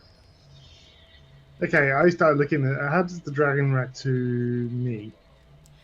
Well, you walk up to Zandala to Yeah. and she says, "Oh, hi, are you with Drush?" She says in common. Yes, I am. I am Jugi. I am a worshipper of Lathander. I'm here to help if you need any. Well, it's very nice to meet you. I'm Zandala. This is Summerwise. Summerwise, can Jugi pet you? Summerwise kind of looks and nods. I kind of give him one of those like closed eyes smiles where you just I'm gonna slide some closed eyes, warm smiles that you normally get in Yeah. comic pictures. Right. Yeah. Do you pet him? Do you try to pet him or anything? Yeah. Okay. Do you give him like scritches, or do you just like pat his little head? He's got little guy. I'll give it like scritches. So we'll give you a picture of Zandala. I will put it on the stream as well. So we're just gonna put this here. Zandala. Zandala. ZNDA all. Right. Zandala. Mbali. Okay, let me do a little browser source. I will put that on the stream. Oh, cool. Aw, that's so cute. So, on the screen right now for the folks at home, and I put it in Discord for everybody else, so I'll just put it over here because Bash isn't here. This is the woman that they meet in the homeless shelter. So yeah. Yes. So you give Summerwise some scritches, and he purrs at you. Aww. Yeah. He very happily accepts your scritches because you asked first. I have learned an important lesson. Mm-hmm. Consent is important, everybody. Yes. And Zandala kind of smiles at you, and she says, "So, are you new to the area?" We're pretty new here. Yeah, we've only been here for a week, although we did spend some time. We did spend some time on the ocean. Oh, did you? Yeah, we were. We needed to gain some money, so we accepted a job taking on some pirates. You know. Pirates. That's interesting. Interesting. That sounds quite dangerous. So, would you say dangerous? But it was a glorious thing to do. So. Oh. We did it. Well, Are you? You said you only just. Did you say you only just came here? Oh, I only just arrived here at the homeless shelter. I've only been here for a short while. I'm actually looking for somebody. Have you ever met anybody named Artist Simber? Have we? I'm looking for him. No, you have not. I don't. Well, real life me certainly knows who. Don't. Jugi doesn't. No, I said no. I've never met someone by that name before. Oh, that's disappointing. You see, he's my father. So if you do see him, I would love to know where he is. He's traveling around. He's got a companion, reptilian man who kind of smells funny and doesn't talk. Dinosaur man, you might even say.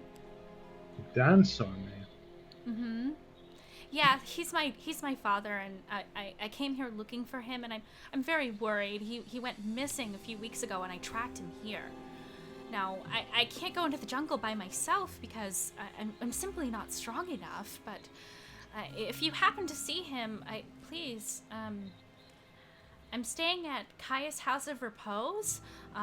If you happen upon him, I would pay handsomely for that information. Okay. he a pale skinned man? You're Tabletop? not there, but Tabletop? yes. Yes, a pale-skinned man with a dinosaur companion, a bipedal humanoid dinosaur companion who smells of, what was it? Honeysuckle. Honeysuckle.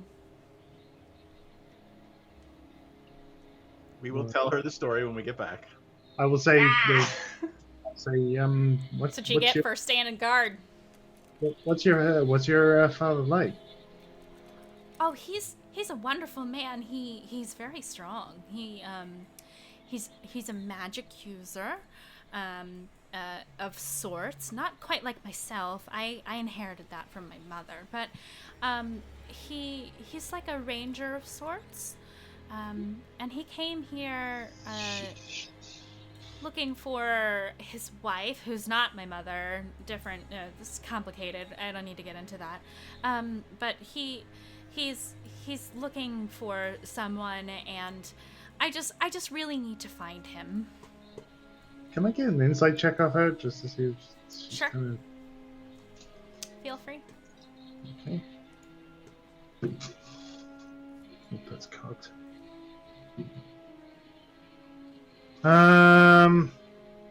14.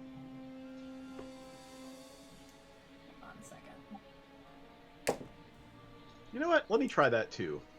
You're not there. You are walking around doing soup kitchen stuff. Okay, never mind. Sorry. Because you were talking to Justina while this was happening. Got it. What was your score again? 14. Okay. She seems to be truthful. She seems genuine. She just seems like a sweet half-elf girl with a pseudo-dragon, of all things. She's like, while she's talking to you, she starts scratching Summerwise, who's just like purring and being cute. I'm gonna use my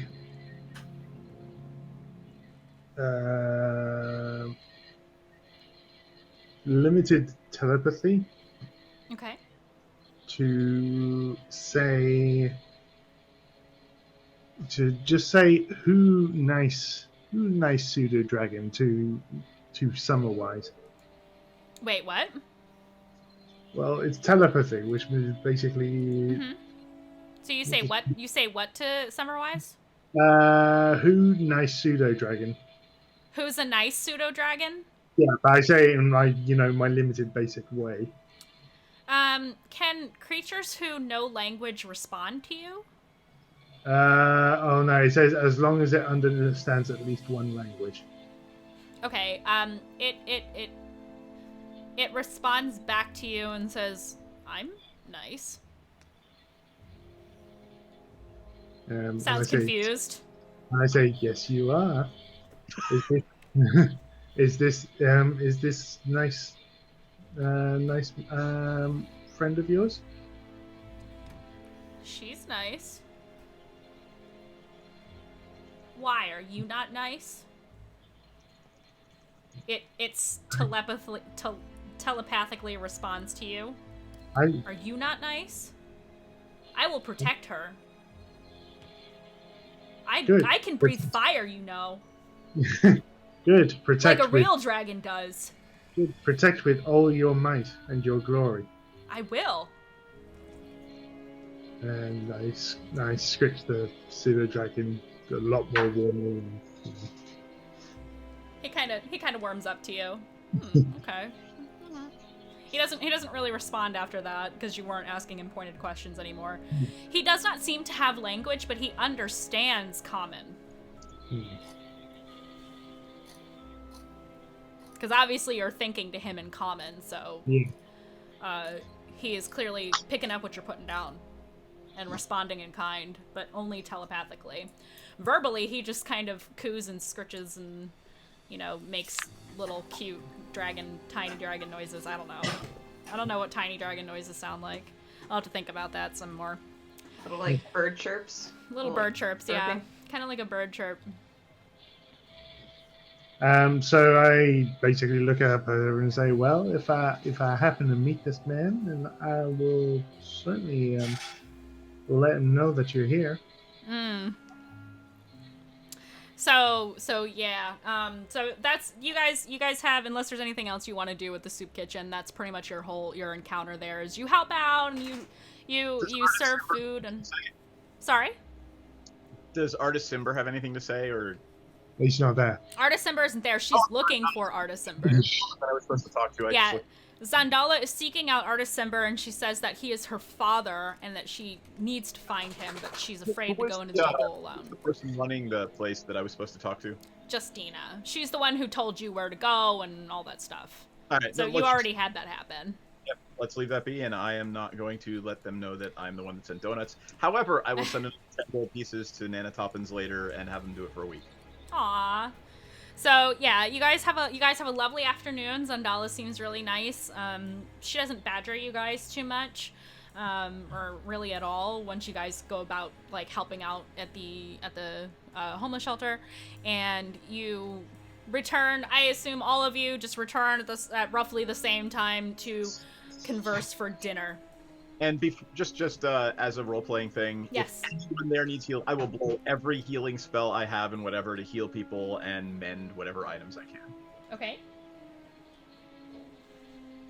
So if anybody needs healing, whatever. Okay, I don't think anybody does at this point because nobody. I mean, like there were no hit points involved with Vola's thing. No, I meant like people at the homeless shelter. Oh, so you heal homeless. Okay, yeah. There's definitely people who need help with that. So basically I'm gonna save like one of each spell level slot, but I'll blow everything else and healing people. Yeah, there's definitely some people who are ill, some people who are injured. Yeah, if anyone's afflicted with any poison or diseases, I'm going to use my lay on hands. I can use my lay on hands up to 4 times in order to cure any poisons and diseases. Okay. Per day. Yeah, you can definitely do that. There are definitely people who are quite sick or injured. There's like a separate medical tent away from where the food is being doled out, and people who are basically getting ready to be put out of their misery from being injured in the jungle. I mean, you have to think there's legions of undead in the jungle, and you see evidence of that here. You know, people with bites that have like black spidery veins coming out of them and shit like that. And some people are like, they're sick from drinking the water because they got desperate, or you know, they've got like bug bites all over their bodies and rashes and all kinds of horrible manner of things. Yeah. I wasn't going to get into those details, but since you mentioned it, there's a lot of people in a lot of pain. I can actually also I can also spend 2 second level spell slots to cast Lesser Restoration. There you go. So, So we'll say you find a child who has one of those zombie bite looking things and you heal them, probably is who you would go for first. So yeah. Oh, actually, I can do it. Actually, I can use my lay on hands to cleanse poisons and diseases to 5 times because it's a 25 hit point full. So you guys spend time healing people and saving them, and then you head back to the Thundering Lizard. And as we're walking out the door and back to the Thundering Lizard, I will turn to Jugi and say, I think that was pretty glorious. I think so too. Aww. Just some bros bonding. Helping people in need. Hey, Juge, can I ask you something? Sure. Every time you wanted to talk to me about things, you only seem to be interested in my religion. Now, I can certainly understand that. I mean, talking about Lathander is certainly a great thing. It's a fantastic thing to talk about the grace and glory of Lathander. But I must be the first Verdan you've ever met, right? I believe so. And yet you don't seem to have anything you want to ask about me or my people or my culture. Is there? I would love to learn whatever you'd like to tell me, but I assume you'll tell me in your own good time. One of the things you folks have taught me is that, and as I'm playing with the bite of the dragon on my finger, that perhaps I should push things. Well, That's true, but if you want to be friends with someone, you can't just look at them from one side, you know? You have to look at them from a lot of different sides of them. And, you know, what what what kind of activities they get involved in, what do they drink, what do they like to eat, what do they like to do as a hobby. I mean, basically, what do they do, you know? And if you find that information out about people, then you can make that decision as to whether you want to be friends with them or not. Ah, so information before desire for friendship. Yeah. Huh. I just assumed we'd want to all be friends with everyone and then find out information that would make that not true. Well, sometimes you have to find out about the worth of a person before you can match that worth with your own, you know? That's very interesting. It's something my friend used to talk to me about when I trained with her. Yeah, I had a good friend back at the Temple of Lathander where I pretty much grew up and learned how to fight and how to pray to the glory of Lathander. She was a daughter of one of the higher priests there. Interesting. I did not have friends. You are the first people that I would consider friends. I had workmates and teachers.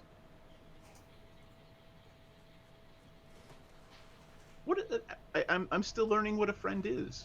So thank you. Happy to help.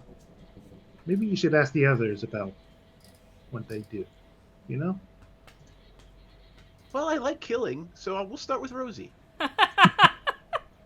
Correlation. But you also like healing as well, though. I do.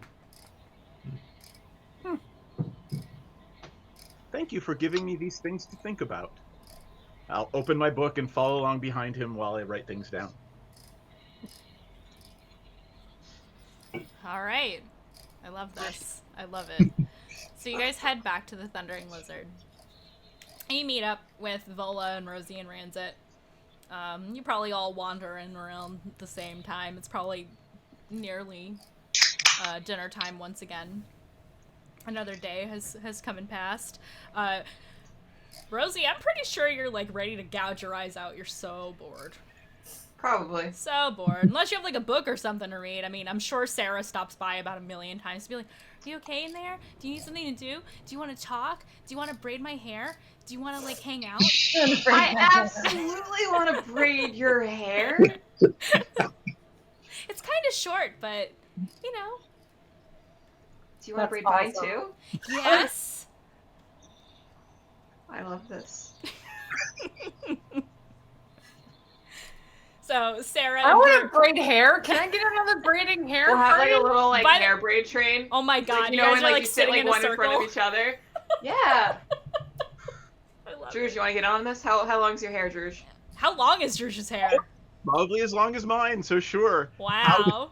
Braid hair? What? Sarah's extra excited when Druge gets involved because she's like, I want to do it. I want to do it. Like a special like fishtail braid. It's like super intricate. Yeah, like the 8-foot tall part giant will sit down and braid your hair, yes. Rosie, for your hair, Sarah runs outside really. She's like, wait a second. And she runs outside really quick. This is before Vola and everybody else gets back. And she comes back with like little daisies and posies that she picked. And she's like, I'm going to use these. I think I killed Kirsten. But I tell you, I love this character so much.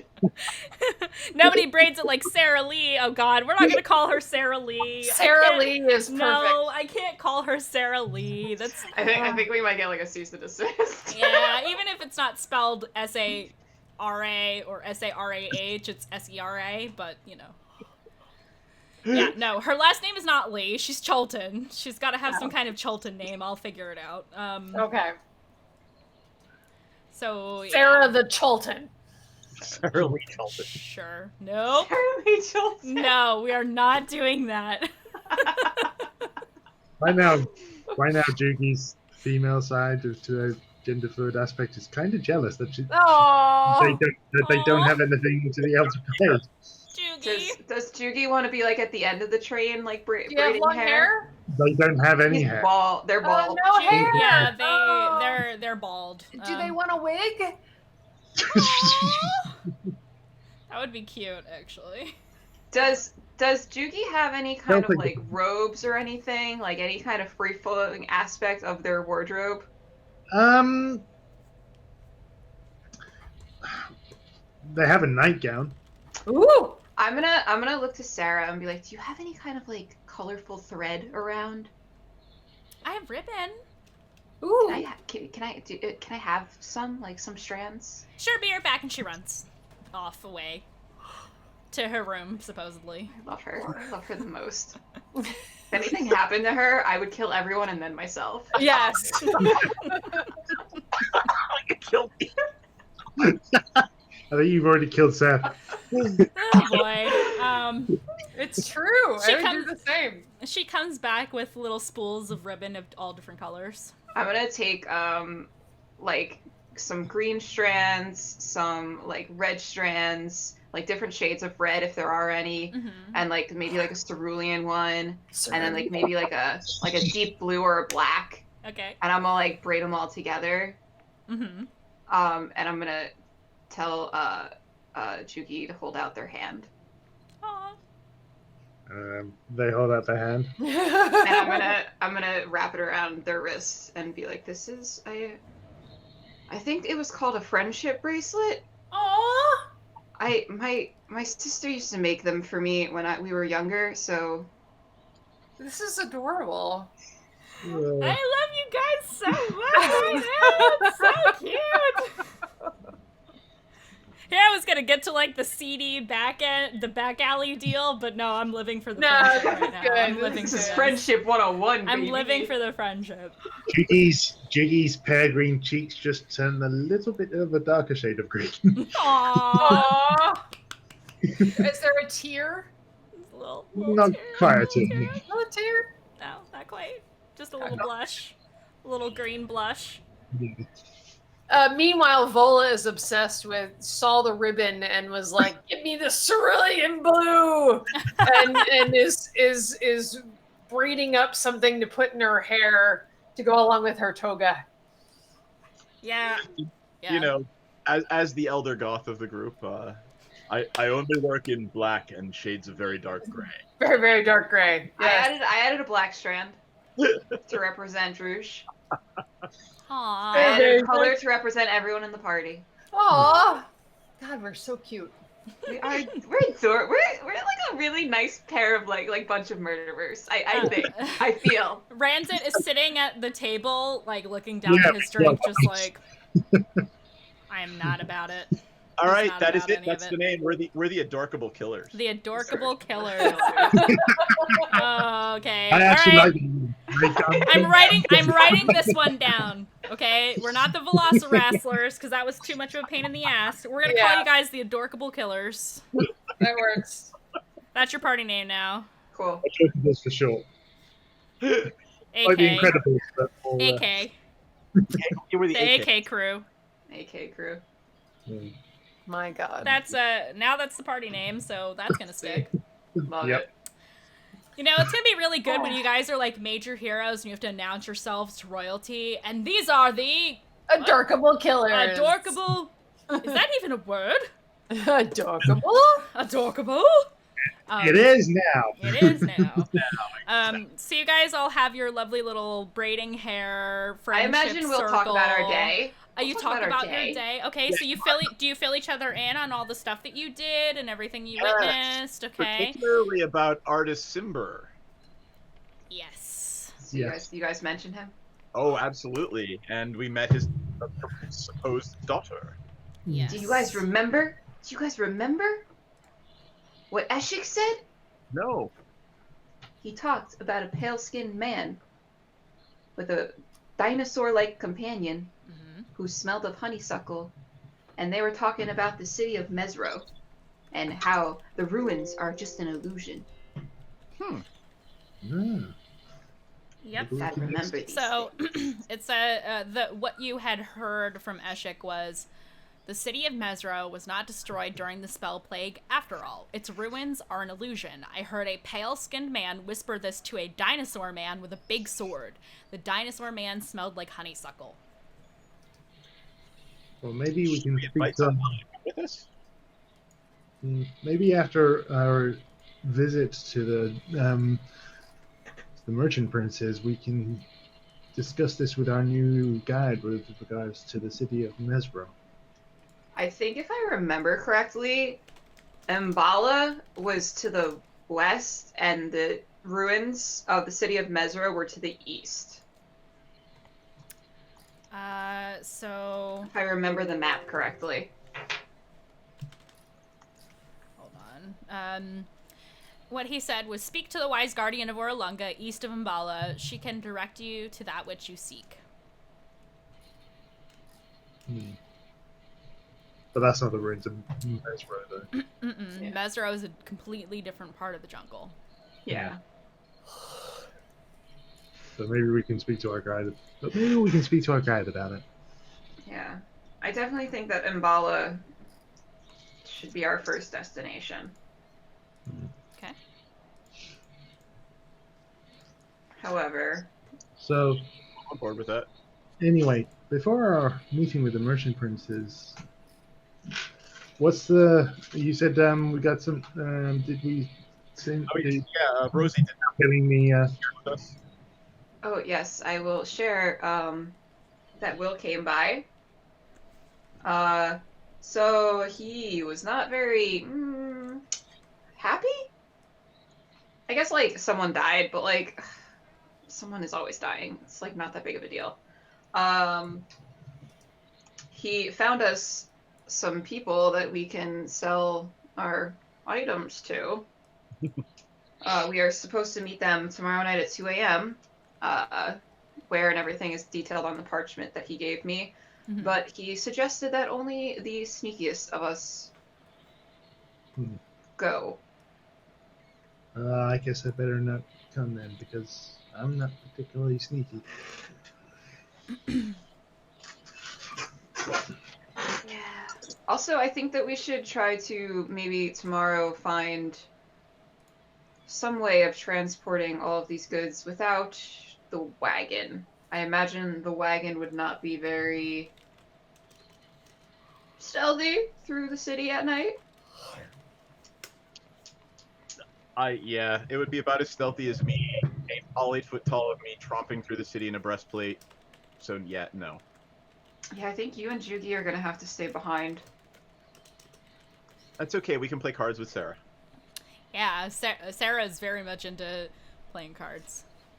Sarah's Go the best. fish. Can poker. we just quit the campaign and just hang out with Sarah the If rest of the time? that's what you want to do with the rest of the show, that's fine. Like, that's fuck exactly the death curse. We're all gonna die anyway. Listen, I am but the facilitator of the story that you want. Nah, now we need to do the quest. I don't know that your gods will be super happy with that. But we're coming back. We're coming back for Sarah, and I'm gonna make her my little murder protege. Yeah. Your little protege. Oh, My God. little protege. Lord. Sweet Sarah. Yeah, I'm already in the process of making a character sheet for her now. Right. It's official I'm more enough. interested in the sketch. Yes. I'll work on that this week. Teach Sarah how to play. I don't know what that is. I'm not even gonna say that word out loud. Well, she's gonna be your murder baby. My little murder baby. Just my little murder boy. Oh God. Anyway, so you all talk about what you have coming up. So not this night, but tomorrow night you have the meet up with the fence. Yes. The following night you have dinner with the merchant princes. Yes. So I'm actually saying to them, so after we obtain the money from selling all of those items, maybe we should go and acquire suitable attire for this upcoming meeting with the merchant races. I mean, that's Yeah, we could spend. We could buy some like nice clothes, I guess. I mean, mine are kind of stained with blood at this point. Yeah. Ugh.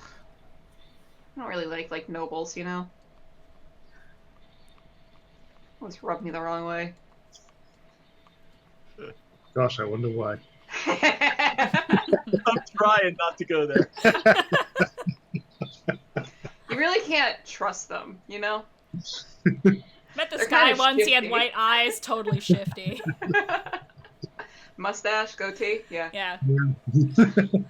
Sprouted wings occasionally. He liked to talk a lot about how he was a member of the nobility, you know. But he didn't like the nobility? I don't But know, he it's also very doesn't, weird. yeah. Hashtag free the dinglings. Free the dinglings. I just want Duff to hear me crying about the dinglings, but he's probably Duff. not. He's probably not here. Duff. Dinglings season 2, where are you? It says he's in chat. Dingling, dingling-a-ling. He's ignoring us, like he always does. Did Ding actually go through? I don't know. It It's said not- I successfully Oh, redeemed he hears us. He's in chat. He hears us. So that's your itinerary. So like, what do you? So you guys want to get storage stuff? You want to get clothes? Yeah, suitable attire for. Meeting with nobility, I guess. Are you gonna do that during the day tomorrow while you're preparing for? Yeah. Okay. Well, it's either tomorrow or the day after when we get more money, hopefully. I'm gonna ask Vola to suggest something that I should wear other than a breastplate with the god of death's head on it to the dinner with the princes. I suggest a Cerulean. cerulean toga. We're all just gonna show up in cerulean togas Yes. because it's like group solidarity, you know? Yes. Oh my god. I will. It shows that we're all on the same page and we're all working as a team, as a unit. Yes. It's our uniform. That's our uniform. One of Color you has- coordinates so you present a unified front. Yes. That's it. Somebody illustrate that. Jello knows what's up. Jello knows what's up. So yes. Yeah, so if that's how you want to handle it, That's only if we enter into the dinner with arms linked, saying Here it is. toga. Here it is. T-O-G-A, Toga. Are you guys the And- adorkable killers or are you the toga crew? Because I don't know. Well, adorable. No, killers. we're putting a line under that. Oh, Yeah. All right. Sorry, I'll take away the toga song. But anyway. No. That's like our theme song. that might just maybe it's an alternate name for you guys, the toga crew. Toga crew, adorable killer toga crew. I'm just gonna keep adding to it until it gets I ridiculous. like it. It's We're gonna already it's ridiculous. gonna be like this really long name by the end of the campaign, and Yes. so you're gonna have to keep writing everything down because you're gonna have to remember when they announce us as the heroes of the world. First of their name, heroes of the world. Chat's like gang colors. And maybe then, only then, I'm Oh, gonna they- only then will you hear Crips. Juki's full name. Right. The Crips. Bashman. You come back here, Bash. You're part of this group. I mean, it's the end of the session. Do we want to do the exchange or do we want to save it? Well, we have about 10 minutes left. I can set up the beginning of that if you'd like to do that. Up to you guys. I We can would, wait. but because prior to that, we want to go to see if we can find like a bag of holding and everything. Oh in order yeah, to transport the that's goods. true. We don't want to skip the whole day beforehand. So next session will probably be a little bit of shopping and I will minimize it as much as humanly possible as long as you guys don't derail me too much. Sorry. Wait, That's our job, right? Jungle I'm wars. not going to derail you much at all, but I'm So no talks of Nana Toppins and her great granddaughter Hannah Toppins. Hannah Toppins. Hannah Toppins. or her husband Bottom Toppins. Or Jana Oh, Toppins. Toppins, no. Bottom. You know, they're a very progressive family. He actually took her last name, so Toppins is her name. I'm just, you don't know this. She made him sign a prenup. This is too, my 'cause she knew she was headcanon gonna of make my bank. character, yes. On that note, On that I would note. also like to make sure that of all those cerulean blue togas that are going to be made, we make some for Sarah and Django. That they get cerulean blue togas as well. Sarah is she's for it. She's like, do you want me to, like, sew them and make them nice? I can totally do that. Sure, give her the bolts of silk. Let her do it. It's free. Yay! I have a project! Was that Mandii or Sarah? Both. Who's Mandii? Sorry, I forgot to raise my voice a few octaves. I'm so excited! I have a project! She wants to do arts and crafts, guys. She just really long lost weird cousin Banana Toppins, yes. God, this is never gonna end. The Nana Toppins lore runs deep, y'all. This runs across multiple campaigns, alright? Multiple worlds. Multiple worlds, multiple campaigns, different dimensions, different times. You know, it's fine. Nana Toppins is ageless. I digress. I Yeah, just so posted in the Discord Yes. an actual cerulean blue toga dress. hell yeah. New idea for one shot or charity event or something. A campaign involving the Toppins family. I have a one-shot written that's a mission for Nana Toppins. To retrieve her stolen chocolate cake recipe. Well, every player character is a member of the Toppins family, so Yes. Oh my god, yeah. I would write the shit out of that. I could change that up. We'll talk about that for the next charity event we do.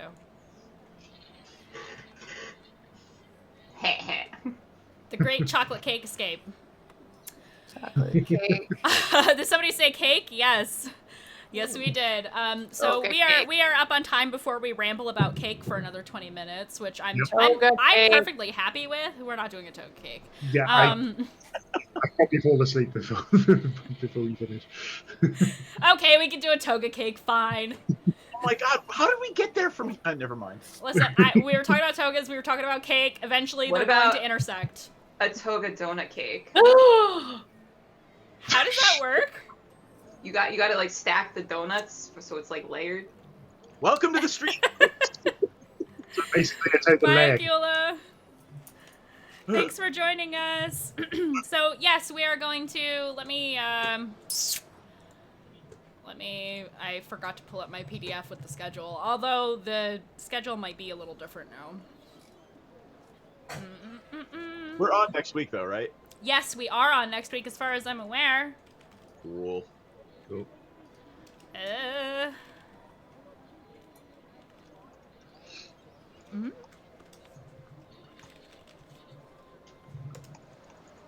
Why is it like? Oh my god, here it is.